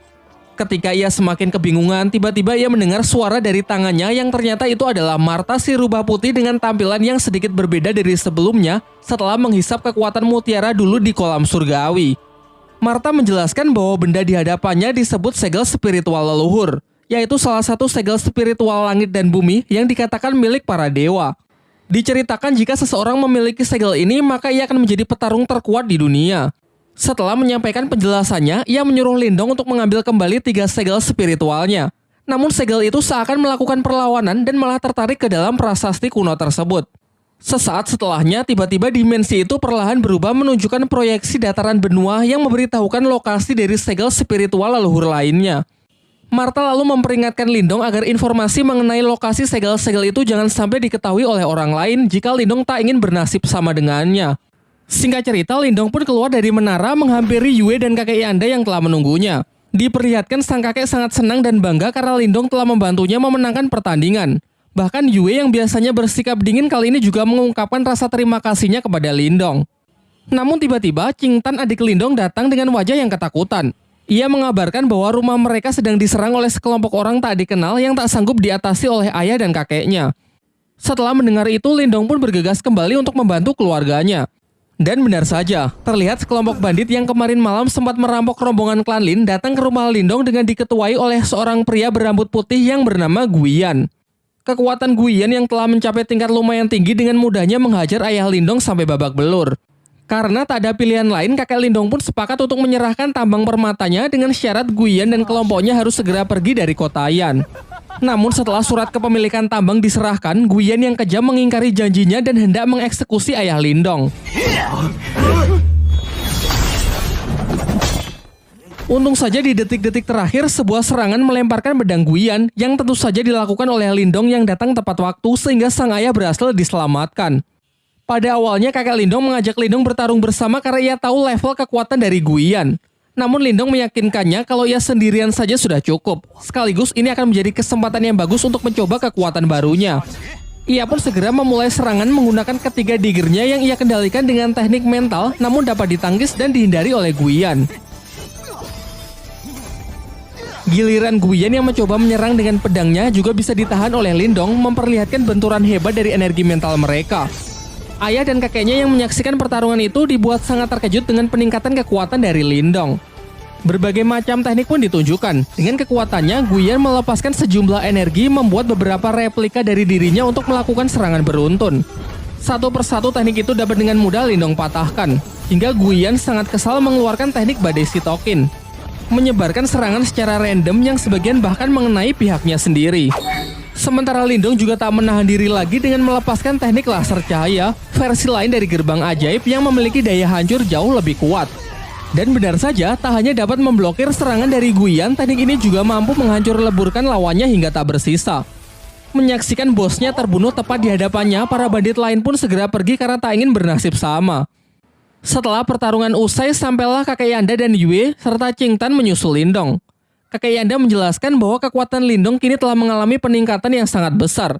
Oleh karena itu, mulai sekarang tak ada lagi yang berani mengusik klan Lin. Pasca kejadian itu, Lindong dipercaya menjadi guru bela diri untuk melatih dan membimbing para anggota klan Lin lainnya. Bahkan sepupu yang dulu pernah merudungnya kini menunjukkan rasa respek dan hormatnya kepada Lindong. Di malam harinya ketika sedang berlatih, secara tak sengaja Lindong mendengar pembicaraan ayah dan kakeknya. Mereka tengah membahas mengenai klan utama yang akan segera datang berkunjung. Dari sini pun terungkap kalau klan Lin ternyata dibagi menjadi 2 kategori, yaitu klan utama dan klan cabang. Di mana dalam tradisinya, klan cabang harus tunduk dan siap melayani klan utama. Tak lama setelah itu, si Oyan datang memberi isyarat kepada Lindong untuk mengikutinya. Sampailah ia di dalam sebuah ruangan, terlihat Qing Tan yang tak sadarkan diri dengan aura dingin yang menjalar ke seluruh tubuhnya. Di tengah kepanikannya, Martha keluar dan menjelaskan bahwa di dalam diri Qing Tan terserap roh iblis yang menolak energi dari Qing Tan sehingga terjadilah benturan sampai energinya keluar tak terkendali. Jika hal ini tidak segera diatasi, kemungkinan terburuk Qing Tan akan mati. Martha kemudian menyarankan Lindong agar segera mencari obat langka yang disebut Yin Es untuk membantu adiknya tersebut mengendalikan auranya. Besoknya Lindong berinisiatif pergi menemui Xuanzu mengingat terdapat banyak obat-obatan langka di tempat pelelangannya. Sesampainya di sana, Xuanzu menyambut baik Lindong dan memberinya sebuah obat langka yang disebut buah iblis merah sebagai hadiah atas keberhasilan Lindong mencapai kekuatan spiritual tingkat ketiga yang dinilai begitu cepat. Tak lupa Lindong menanyakan mengenai pil Yin Es, namun sangat mengecewakan karena Xuanzu mengaku bahwa ia tak mempunyai obat selangka itu. Xuanzu kemudian merekomendasikan obat alternatif yang memiliki khasiat sama yang bernama air liur iblis naga yin. Ia menambahkan bahwa obat itu bisa Lindong temukan di pegunungan Tanyan, sebuah tempat yang disebut makam kuno Ranah Nirwana. Dan baru-baru ini ia mendengar kabar bahwa 4 klan besar yang salah satunya adalah klan utama dari klan Lin juga mengirimkan orang-orangnya untuk memeriksa tempat tersebut. Setelah mengetahui hal itu, Lindong pun segera pergi dan bertekad untuk pergi ke sana. Sesampainya ia di rumah, ia mengecek kembali kondisi Qing Tan yang sudah sedikit membaik. Namun untuk bisa sepenuhnya menyembuhkan penyakit dari adiknya tersebut, ia tetap harus pergi ke makam kuno untuk menemukan obatnya. Martha pun sepakat untuk membantunya dengan syarat jika di sana terdapat sesuatu yang bisa memulihkan jiwa iblisnya, Lindong harus membantu mengambilnya. Di tengah pembicaraan mereka, di luar Lindong mendengar keributan. Ternyata kerusuhan ini datang dari seorang perwakilan klan utama dari klan Lin yang menantang para petarung di klan cabang tersebut, yang menurutnya hanya sekumpulan sampah tidak berguna. Menanggapi hal itu, Lindong pun segera naik ke arena untuk menghancurkan kesombongan dari pemuda yang diketahui bernama Lin Chen. Sementara itu, senior dari Lin Chen, seorang wanita bernama Lin Ker, tengah diajak berkeliling bersama kakek Lindong. Dalam pembicaraan mereka, kakek Lindong meminta agar Lin Ker mengikut sertakan Lindong untuk pergi ke makam kuno agar cucunya tersebut bisa lebih mengasah kemampuannya. Pada awalnya, Lin Ker ragu karena beranggapan kalau para petarung di klan cabang tak lebih kuat dari klan utama, sehingga dikhawatirkan hanya akan menghambat perjalanannya saja. Namun secara kebetulan ia melihat Lindong dan Lin Chen yang akan bertarung, sehingga hasil pertarungan mereka akan ia jadikan sebagai bahan pertimbangan. Kembali ke arena, dengan penuh percaya diri, Lin Chen pun menantang Lindong bermaksud menunjukkan kekuatan dari klan Lin yang sesungguhnya. Di awal pertarungan, Lindong berusaha menjaga jarak untuk menganalisis gaya bertarung serta level dari lawannya terlebih dahulu. Setelah mengetahui lawannya tipe petarung jarak dekat, ia menyerangnya menggunakan pedang yang ia kendalikan menggunakan kekuatan mental dan berhasil menjatuhkan Lin Chen keluar arena.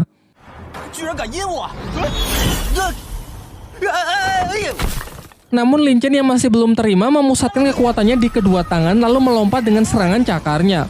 Sementara Lindong berusaha bertahan dengan teknik gerbang ajaibnya. Terlihat Lin Chen cukup sukses menghancurkan pertahanan dari Lindong. Sayangnya ini hanya jebakan karena pecahan dari energi mental Lindong menyerang Lin Chen. Pertarungan berakhir dengan teknik Borkeong membuat Lin Chen terpaksa untuk menyerah. Di sisi lain, Lin Ker yang cukup terkesan dengan bakat luar biasa dari klan cabang akhirnya sepakat untuk mengajak Lindong ikut serta dalam ekspedisinya ke makam kuno. Singkat cerita, keesokan harinya Lindong pun berangkat dengan mengajak Si Oyen ikut serta dalam rombongan klan utama ke makam kuno. Di tengah perjalanan ia melihat banyak mayat-mayat yang berserakan ulah dari para bandit. Lin Ker juga menjelaskan kalau sekarang mereka telah memasuki pegunungan Tianyan, sehingga ia menyuruh semuanya agar tetap waspada karena mulai dari sini perjalanan pasti akan menjadi semakin berbahaya. Di malam harinya mereka memutuskan untuk berkemah di tengah hutan. Diperlihatkan Lindong yang masih terjaga karena ingin terus waspada, berbeda dengan Lin Chen yang sudah tertidur pulas. Lin Ker lalu menghampiri Lindong dan menjelaskan bahwa di luar makam kuno terdapat sebuah segel yang sangat kuat yang hanya bisa dibuka dengan menggabungkan setidaknya 4 kekuatan spiritual tingkat ketiga. Ia menambahkan bahwa kita saja masih belum cukup, sehingga dibutuhkan seseorang dari klannya yang akan segera menyusul yang bernama Lin Langtian. Seketika ekspresi Lindong pun langsung berubah karena Lin Langtian adalah orang yang dulu pernah mengalahkan ayahnya. Di tengah obrolannya mereka merasakan kalau ada orang yang sedang mengawasi mereka. Dan benar saja, di balik pepohonan yang gelap muncul sekelompok bandit yang mereka bicarakan di perjalanan tadi siang.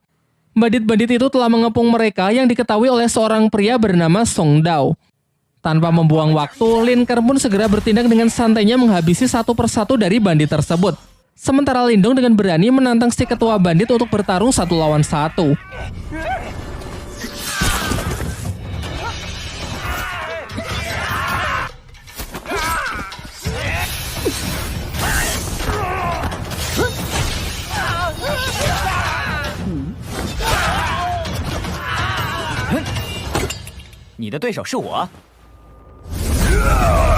Song Dao pun melancarkan serangan dengan teknik yang ia sebut tinju harimau penghancur.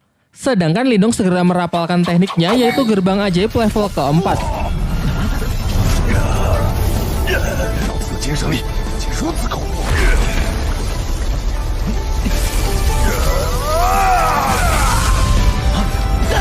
Pertarungan singkat itu akhirnya dapat Lindong menangkan. Lin Chen yang baru bangun sangat panik saat tahu kalau mereka baru saja diserang. Mendengar ceritanya dari Lin Ker, ia tak percaya kalau Lindong lah yang telah mengalahkan ketua dari para bandit itu sendirian, mengingat statusnya yang hanya dari klan cabang. Namun Linkar mengatakan bahwa kekuatan seseorang tidak bisa dinilai dari tingkatan kelannya saja. Di pertarungan sebelumnya, Lindong sudah menunjukkan belas kasihannya karena kalau tidak, Lin Chen pasti sudah almarhum. Keesokan harinya, mereka telah sampai di depan makam kuno. Namun mereka tak bisa langsung masuk karena di luar masih ada segel yang sangat kuat. Linkar lalu mengajak mereka ke kamp perkumpulan para perwakilan dari berbagai klan besar yang berpartisipasi dan ikut bersaing dalam rangka mencari harta karun di makam kuno. Seperti yang sudah dijelaskan sebelumnya, diperlukan 4 kekuatan spiritual tingkat tinggi untuk bisa membuka segel di jalur masuk makam kuno. Untuk itulah dibutuhkan pemimpin dari setiap perwakilan klan yang salah satunya adalah Lin Langtian. Dan setelah menunggu cukup lama, akhirnya tibalah Lin Langtian dengan menunggangi burung phoenix-nya. Tak lama setelah itu nampak kilatan petir yang ternyata adalah perwakilan dari klan Wang yang bernama Wang Yan. Dilanjutkan dengan hadirnya perwakilan dari klan Qin yang bernama Qin Shi. Terakhir datang seorang gadis bunga teratai bernama Hingsu yang menjadi satu-satunya perwakilan yang datang sendirian. Lindong yang merasakan aura hebat dari keempat orang di hadapannya benar-benar terkesan dan merasa kalau dirinya masih belum ada apa-apanya. Setelah semuanya berkumpul, mereka berempat pun secara bergantian menyerang segel penghalang makam kuno tersebut dan berhasil menghancurkannya.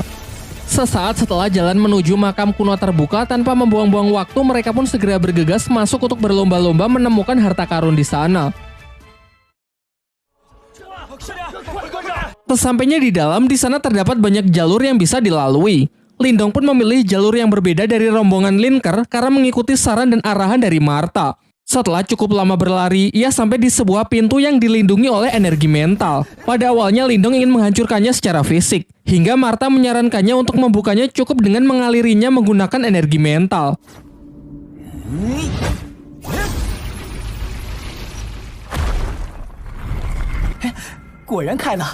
Setelah pintu terbuka, Lindong sangat terkejut melihat di dalam sana terdapat sebuah kolam yang dipenuhi oleh pil spiritual yang bernilai sangat mahal.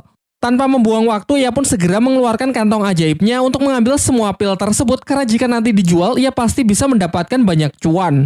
Sementara itu, Martha juga berhasil menemukan ruangan yang dipenuhi oleh roh iblis yang telah tersegel dan ia pun segera melahapnya satu persatu guna dapat memulihkan kekuatannya. Si Oyan pun juga tak mau ketinggalan sehingga mereka pun terlihat saling berebutan. Di saat asik-asiknya panen mutiara roh iblis, tiba-tiba dari balik pintu terdengar suara beberapa orang dari klan Wang yang ingin menerobos masuk. Martha yang masih belum puas dan ingin memakan roh iblis lebih banyak lagi, menyuruh Lindong menahan pintu tersebut menggunakan energi mentalnya untuk beberapa saat.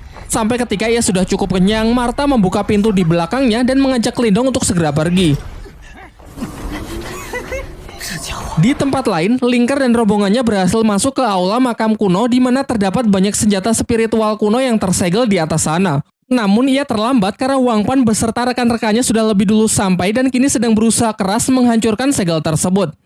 Karena segala upayanya sia-sia, akhirnya mereka pun sepakat untuk bekerja sama demi menghancurkan segel itu dan membagi senjata kuno di dalamnya setelah segelnya berhasil dihancurkan. Tetapi di dalam hati mereka masing-masing tetap memiliki niat licik untuk memonopoli semua senjata tersebut karena kedua klan ini dari awal memang sudah tidak saling percaya. Tak lama setelah itu, Lindong juga datang menyusul dan segera membantu klannya. Diperdengarkan dari dalam dirinya, Martha menyarankan agar Lindong mengambil senjata tombak di sebelah kiri. Lindong pun menurutinya karena percaya Martha memiliki mata yang sangat tajam terkait kekuatan spiritual. Singkat cerita, segel itu pun hancur dan senjata-senjata kuno di dalamnya melesat tak beraturan. Semua orang pun berpencar untuk menangkap senjata yang diinginkan. Sementara Lindong mengikuti instruksi dari Martha untuk bergegas mengambil tombak yang ia pilih. Di saat ia tengah berusaha keras, Wang Pan mengganggunya karena ternyata ia juga menginginkan senjata kuno sama seperti Lindong, sehingga pertarungan pun tak terhindarkan.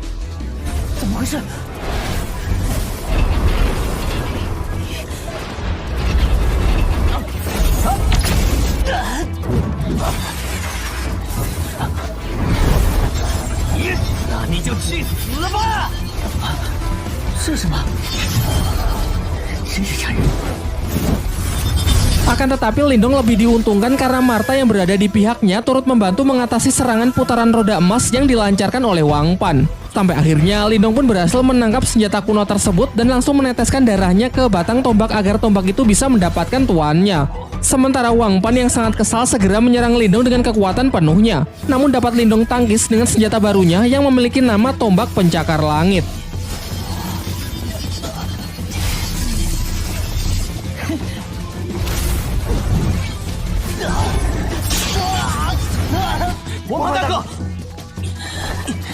Setelah kerusuhan itu, sebenarnya Wang Pan ingin melanjutkan pertarungan mereka atas nama klan masing-masing. Namun ketika tahu Lin Ke juga berhasil mendapatkan salah satu senjata kuno legendaris sehingga kecil kemungkinan pihaknya bisa menang, akhirnya ia pun bersedia pergi dan menarik seluruh rekannya untuk mundur. Kemudian Lin Ke mengajak Lindong bergabung dengan rombongannya untuk menemukan harta karun paling berharga di makam kuno. Tetapi Lindong menolaknya dengan alasan ingin berkeliling sendirian saja. Singkatnya, setelah cukup lama berjalan, Lindong malah tersesat di dalam sebuah labirin. Ketika mereka sedang berusaha keras mencari jalan keluar, tiba-tiba saja dinding labirin itu bergerak saling merapat sehingga Lindong pun harus bergegas lari agar tidak terhimpit. Ketika sedang menghadapi jalan buntu, Martha yang curiga kalau ini cuma ilusi menyarankan agar Lindong tetap berlari lurus. Dan benar saja, setelah melewati dinding di depannya, ia tiba di sebuah tempat rahasia di dalam makam kuno tersebut.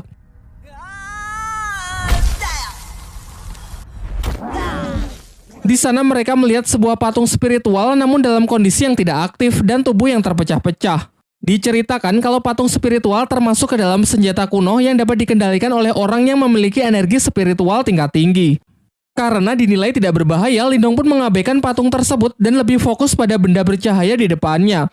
Ternyata benda bercahaya itu adalah obat yang Lindong cari selama ini, yakni air liur naga iblis. Akan tetapi harus ekstra hati-hati saat mengambilnya, karena benda itu berada di tengah kolam air es yang dapat membekukan apa saja dalam sekejap.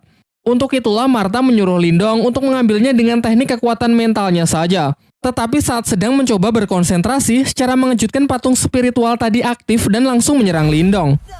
Berbagai macam serangan pun Lindong lepaskan, termasuk menggunakan tombak pencakar langit, namun tak ada satupun yang bisa menembus kulit baja dari patung tersebut.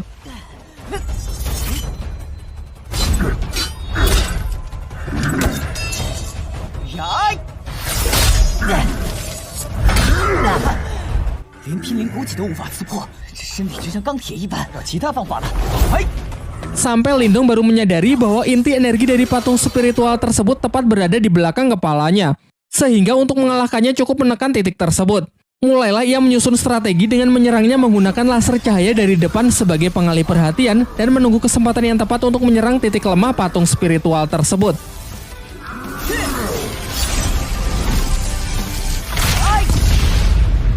Setelah berhasil melumpuhkan si patung spiritual, Lindong kembali berkonsentrasi dan berhasil mendapatkan air liur iblis naga yang bisa ia gunakan untuk mengobati Ching Tan. Saat akan pergi karena sudah berhasil mendapatkan apa yang ia cari, tiba-tiba patung spiritual yang jauh lebih kuat jatuh tepat di belakangnya. Namun Martha sudah memastikan kalau patung yang satu ini benar-benar dalam kondisi yang sedang tidak aktif karena energi di dalamnya sudah habis. Ia kemudian menyuruh Lindong untuk mengalirinya dengan energi spiritual miliknya agar patung ini bisa menjadi miliknya dan nanti dapat ia manfaatkan dalam berlatih. Merasa misinya telah terselesaikan, Lindong pun ingin segera pergi keluar dari makam kuno namun malah tersesat di hamparan lava panas akibat mengikuti arahan dari Martha yang sok-sokan tahu jalan. Karena sudah terlanjur sampai sejauh ini, mereka pun berniat pergi ke seberang lautan lava untuk melihat kuil dari si pemilik makam kuno. Ia kemudian menyuruh si Oyen untuk menunggunya di daratan karena menyeberangi tempat ini menurutnya akan sangat berbahaya. Dan benar saja, di saat sedang menyusuri lautan lava, dari dalam lava muncul sesosok ular api raksasa yang langsung menyerang mereka.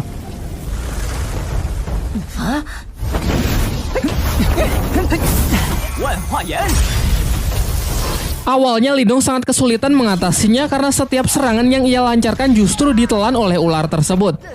Untung saja setelah mengikuti bimbingan dari Martha, yaitu dengan mengaliri tombak pencakar langit menggunakan energi murni Lindong, membuat senjata kuno tersebut menjadi jauh lebih efektif untuk menghancurkan ular api di hadapannya.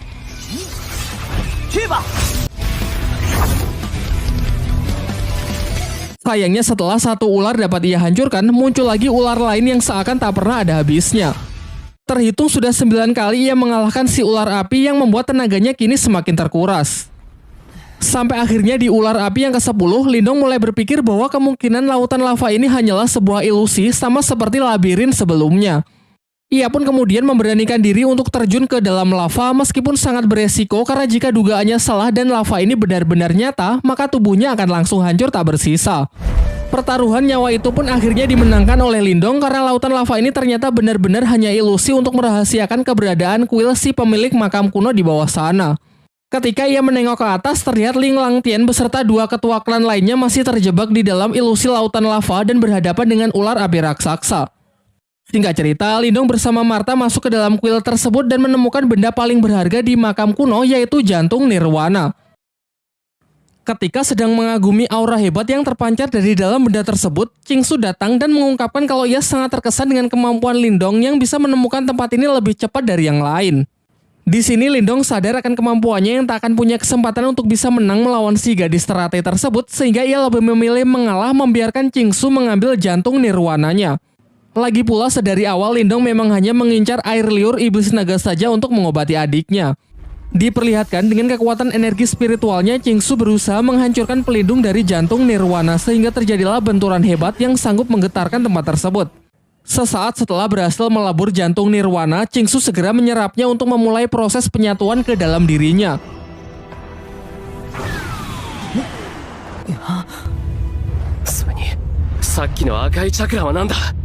Sementara itu, Lindong yang masih melihat-lihat seisi ruangan secara tak sengaja menemukan peti mati dari si pemilik makam kuno dan ia pun menyampaikan rasa terima kasihnya di hadapan peti mati tersebut.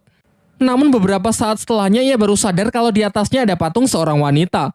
Sedangkan di bawahnya terdapat sebuah catatan yang mengatakan barang siapa yang selalu terobsesi dengan kekuatan nirwana tanpa memahami arti dari cinta, maka niscaya api neraka akan membakar seluruh tubuhnya. Dan benar saja, di tengah proses penyerapannya, tiba-tiba tubuh Qingsu terbakar yang menandakan kalau catatan dalam peti mati tersebut adalah sebuah peringatan.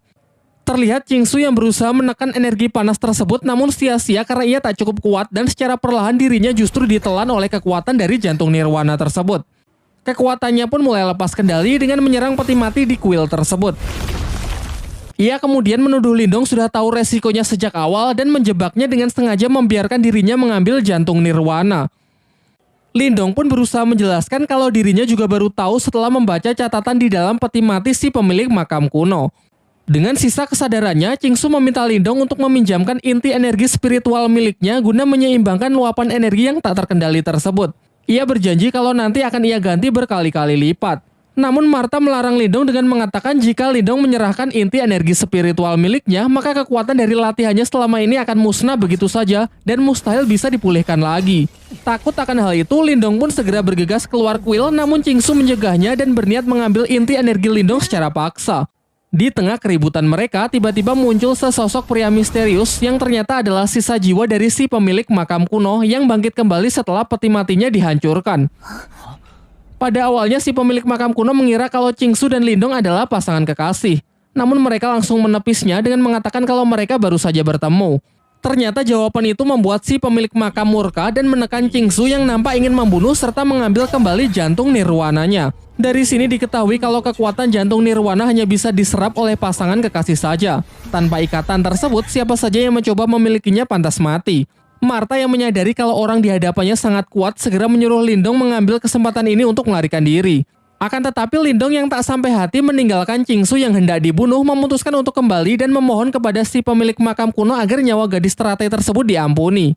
Melihat keberanian Lindong, amarah dari si pemilik makam pun mulai mencair dan beralih mengagumi Lindong yang rela berkorban demi gadis yang padahal baru saja ia kenal.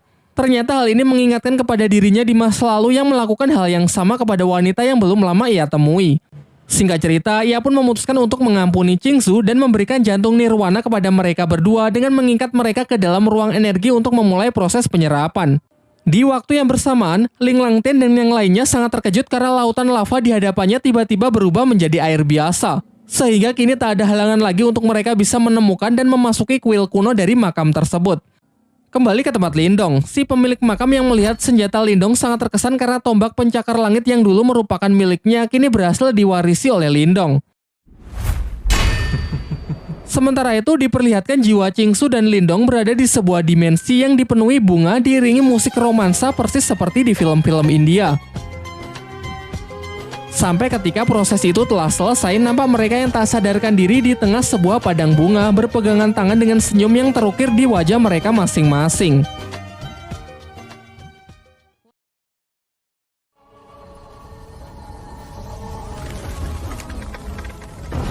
Setelah proses selesai, Lindong segera keluar dari kepulan asap dan berlari meninggalkan kuil. Dari arah belakang, Qingsu yang sangat marah menyerangnya dan mengatakan kalau Lindong harus mati karena telah berani menodainya.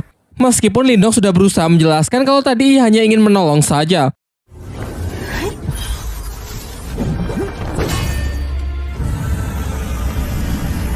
Ketika Qingsu sudah berhasil mencekik Lindong dan nyaris membunuhnya, ia teringat perasaan hangat saat bersama Lindong yang membuat hatinya perlahan mulai luluh. Di tengah keributan tersebut, Ling Langtian beserta dua ketua tim lainnya sudah sampai dan langsung menerobos ke dalam kuil untuk mengambil jantung Nirwana. Dan tentu saja benda tersebut sudah tidak ada. Tetapi mereka nampak tak keberatan jika memang Qingsu yang lebih awal sampai dan mengambil jantung Nirwana tersebut terlebih dahulu. Setelah percakapan singkat itu, Qingsu menarik tangan Lindong dan berbisik tentang urusan dengan Lindong yang belum selesai. Di waktu yang bersamaan, Lin Ke dan para anggota klan lainnya datang ke kuil makam kuno. Diperlihatkan, Wang Pan mengadukan kepada seniornya yang bernama Wang Yan kalau Lindonglah yang telah berebut senjata spiritual miliknya, yakni tombak pencakar langit. Qingsu yang tak ingin ikut campur dalam pertikaian itu sehingga memutuskan untuk keluar terlebih dahulu dan menunda urusannya dengan Lindong. Sementara Lindong menanggapi tuduhan tersebut, tegas mengatakan kalau sejak awal seluruh benda di makam kuno bukan milik siapapun, sehingga karena ialah yang mengambilnya terlebih dahulu, maka benda tersebut otomatis menjadi miliknya. Akan tetapi Wang Yan yang sama sekali tidak peduli dengan argumen Lindong, ia tetap ingin Lindong menyerahkan senjata tersebut kepada juniornya sebelum Lindong menyesal. Di sisinya, Ling Ke mencoba membela Lindong dan bersedia bersaksi bahwa Lindong memang tidak bersalah. Namun ucapannya tersebut justru dihentikan oleh Lin Langtian. Terlebih lagi saat tahu kalau Lindong hanyalah anggota dari klan cabang, ia malah ikut mengintimidasinya karena merasa kalau Lindong hanya mempermalukan nama baik dari klannya saja. Lin Langtian kemudian memerintahkan Lindong agar meminta maaf kepada klan Wang dan menyerahkan tombak pencakar langit tersebut kepada Wang Pan. Bukannya menurut, Lindong pun malah dibuat semakin emosi mengingat ia sebenarnya juga menyimpan dendam kepada Lin Langtian yang dulu pernah mengalahkan ayahnya. Namun sayangnya sampai detik ini perbedaan kekuatan mereka masih terlalu jauh.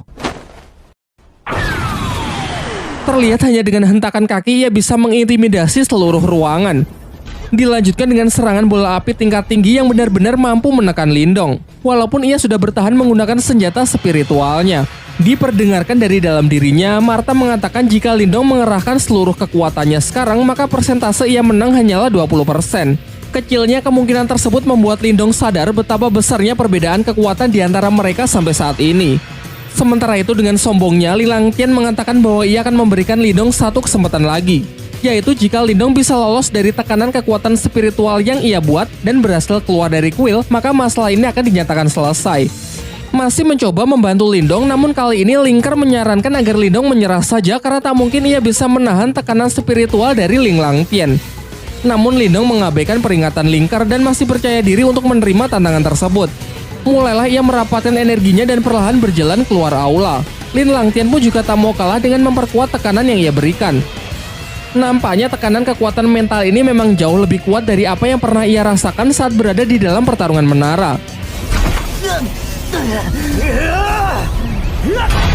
Tetapi meskipun tubuhnya kini sudah dipenuhi dengan luka, sedikit pun Lindong tetap tidak berhenti bergerak. Melihat usaha bocah di depannya yang sangat keras, Ling Langtian tak lantas menunjukkan belas kasihannya. Ia justru kembali meningkatkan cengkeraman tekanan energi mentalnya yang terlihat seperti tangan Susanoo.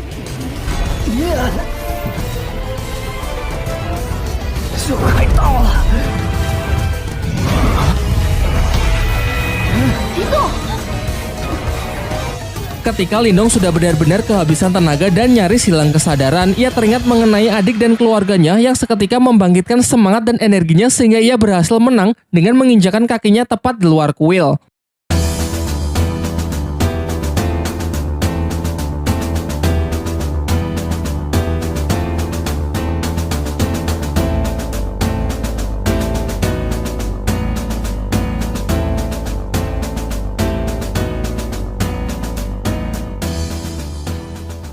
Sebelum pergi, ia mengatakan bahwa kejadian hari ini pasti nanti akan ia balas 100 kali lipat.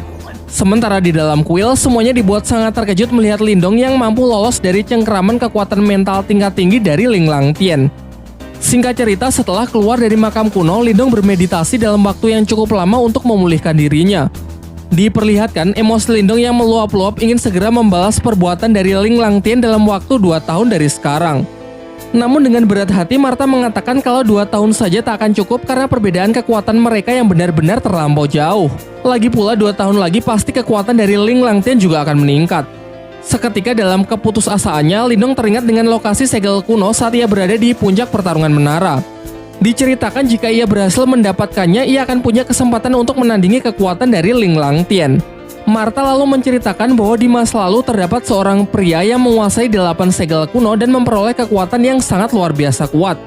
Kekuatannya tersebut ia gunakan untuk menghentikan chaos pada masanya.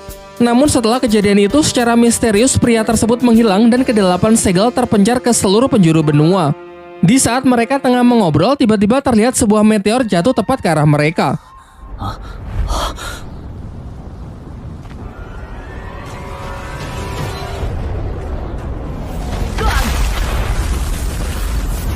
Dan ternyata bukannya meteor, melainkan tombak naga emas milik Wang Yan, ketua klan Wang yang tadi sempat bersinggung tegang dengan Lindong.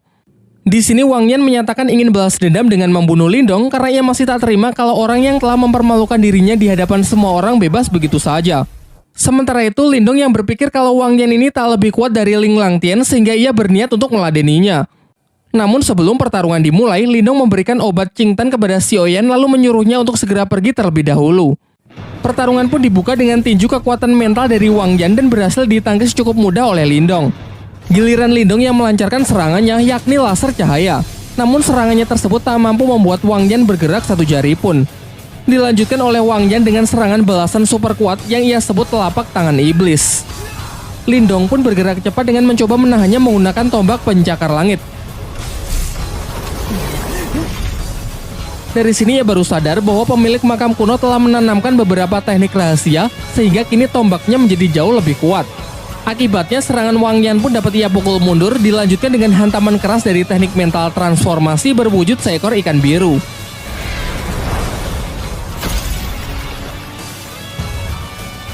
Melihat kekuatan Lindong yang berada di luar perkiraannya, memaksa Wang Yan bertarung lebih serius dengan mengandalkan senjata tombak naga emasnya. Dan benar saja, dalam sekejap Wang Yan juga mampu melepaskan teknik transformasi kekuatan mentalnya yang berwujud naga emas raksasa. Di sisi Lindong, Martha pun memberikan peringatan keras kalau itu bukanlah serangan yang bisa Lindong tahan dengan hanya teknik biasa. Lantas ia menyarankan agar Lindong mengalirkan seluruh energi spiritualnya ke tombak pencakar langit.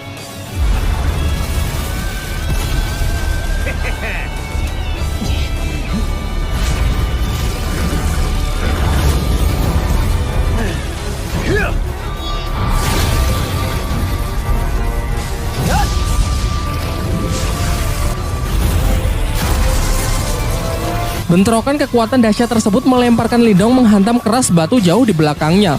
Sama halnya dengan Wang Yan yang juga jatuh syok menyaksikan bocah di hadapannya mampu mengimbangi serangan pamungkasnya. Ia makin kesal dong, dilancarkanlah serangan jarak dekat untuk segera menghabisi Lindong.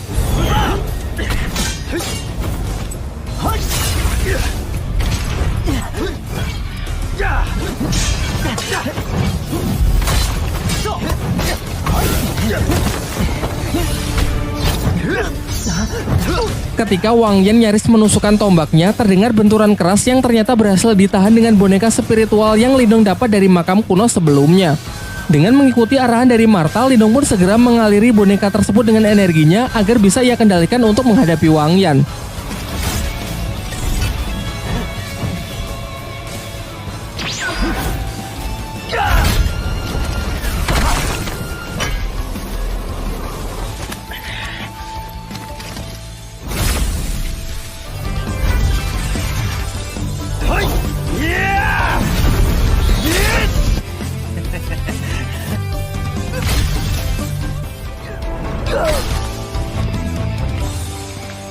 Di saat pertarungan telah berakhir, Lindong berniat langsung membunuh Wang Yan, namun sebuah penghalang ungu misterius mencegahnya. Ternyata penghalang tersebut milik seorang pria parubaya yang bernama Shen Long yang merupakan guru sekaligus pengawal dari Wang Yan. Shen Long pun menjalankan perintah dari Wang Yan untuk segera merapalkan sebuah teknik super kuat yang bahkan tak sanggup ditahan oleh boneka spiritualnya. Inilah definisi kukira Baiwan ternyata bawa kawan, membuat Lindong terpaksa mundur karena tenaganya telah banyak terkuras dalam duelnya melawan Wang Yan.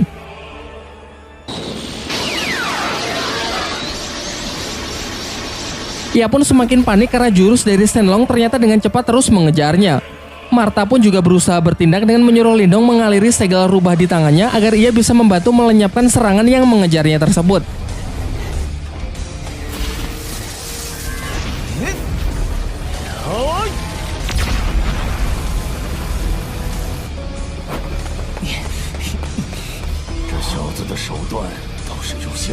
Akan tetapi Shenlong tak lantas membiarkannya pergi begitu saja. Ia pun melancarkan serangan kedua yang jauh lebih kuat dan jauh lebih mematikan.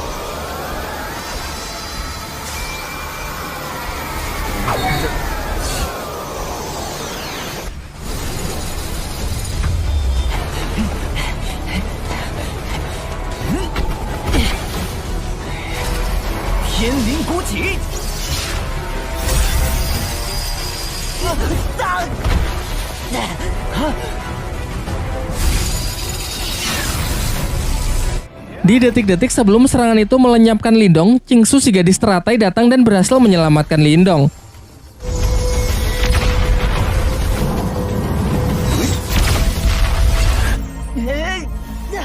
Wang Yan yang tahu kalau itu adalah Qingsu memerintahkan agar Shenlong berhenti mengejarnya, karena menurutnya meskipun kita bersatu, kecil kemungkinan pihaknya bisa menang. Singkat cerita, dibawalah Lindong ke sebuah tebing di mana terdapat sebuah pohon sakura besar yang sedang berguguran. Qingsu kemudian menyuruh Lindong agar melupakan semua kejadian di makam kuno dan melarangnya untuk menceritakannya kepada orang lain. Lindong yang merasa sangat kesal berkata apakah ini karena dirinya yang masih belum cukup kuat untuk bisa disandingkan dengan dirinya. Dan pahitnya Qingsu mengiyakan hal tersebut, karena memang level mereka yang terpaut terlalu jauh. Terlebih lagi karena klannya dengan klan Lin juga tak memiliki hubungan yang cukup baik. Namun dari semua kenyataan pahit itu, Qingsu memberinya harapan dengan mengatakan akan menunggu Lindong menjadi lebih kuat. Setidaknya sampai Lindong bisa memenuhi kualifikasi untuk mengikuti sebuah pertandingan yang disebut Konferensi 100 Dinasti. Mendengar hal itu membuat Lindong merasa cukup lega, lalu berjanji bahwa ia tak hanya akan memenuhi kualifikasi, melainkan memenangkan pertandingan tersebut.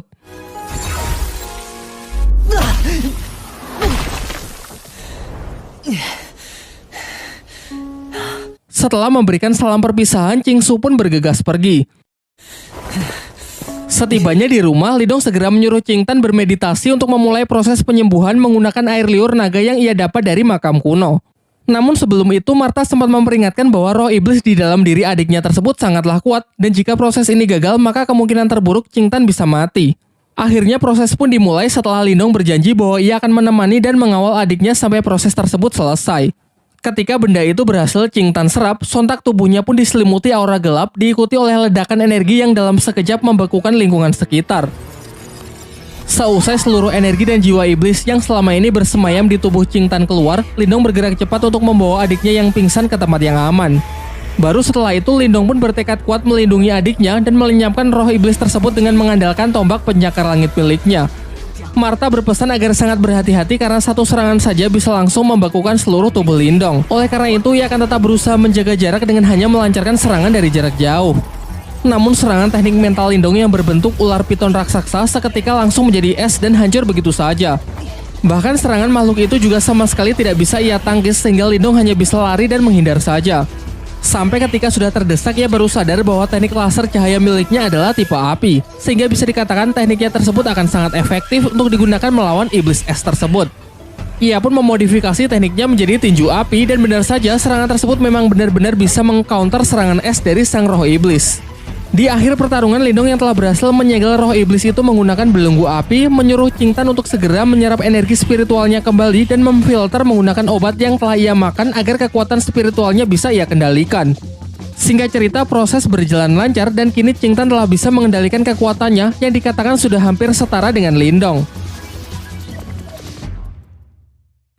Qingtanmu sangat senang karena sekarang tak lagi hanya menjadi beban, ingin ikut serta pergi berkelana bersama Lindong. Namun Lindong mengatakan bahwa ia akan lebih tenang jika Qingtan tetap tinggal untuk menjaga klannya selagi ia tak berada di rumah. Keesokan harinya bersama Martha dan Xiaoyan, Lindong pun berangkat untuk mencari segel spiritual leluhur demi lebih mengupgrade kekuatannya. Dan tamat.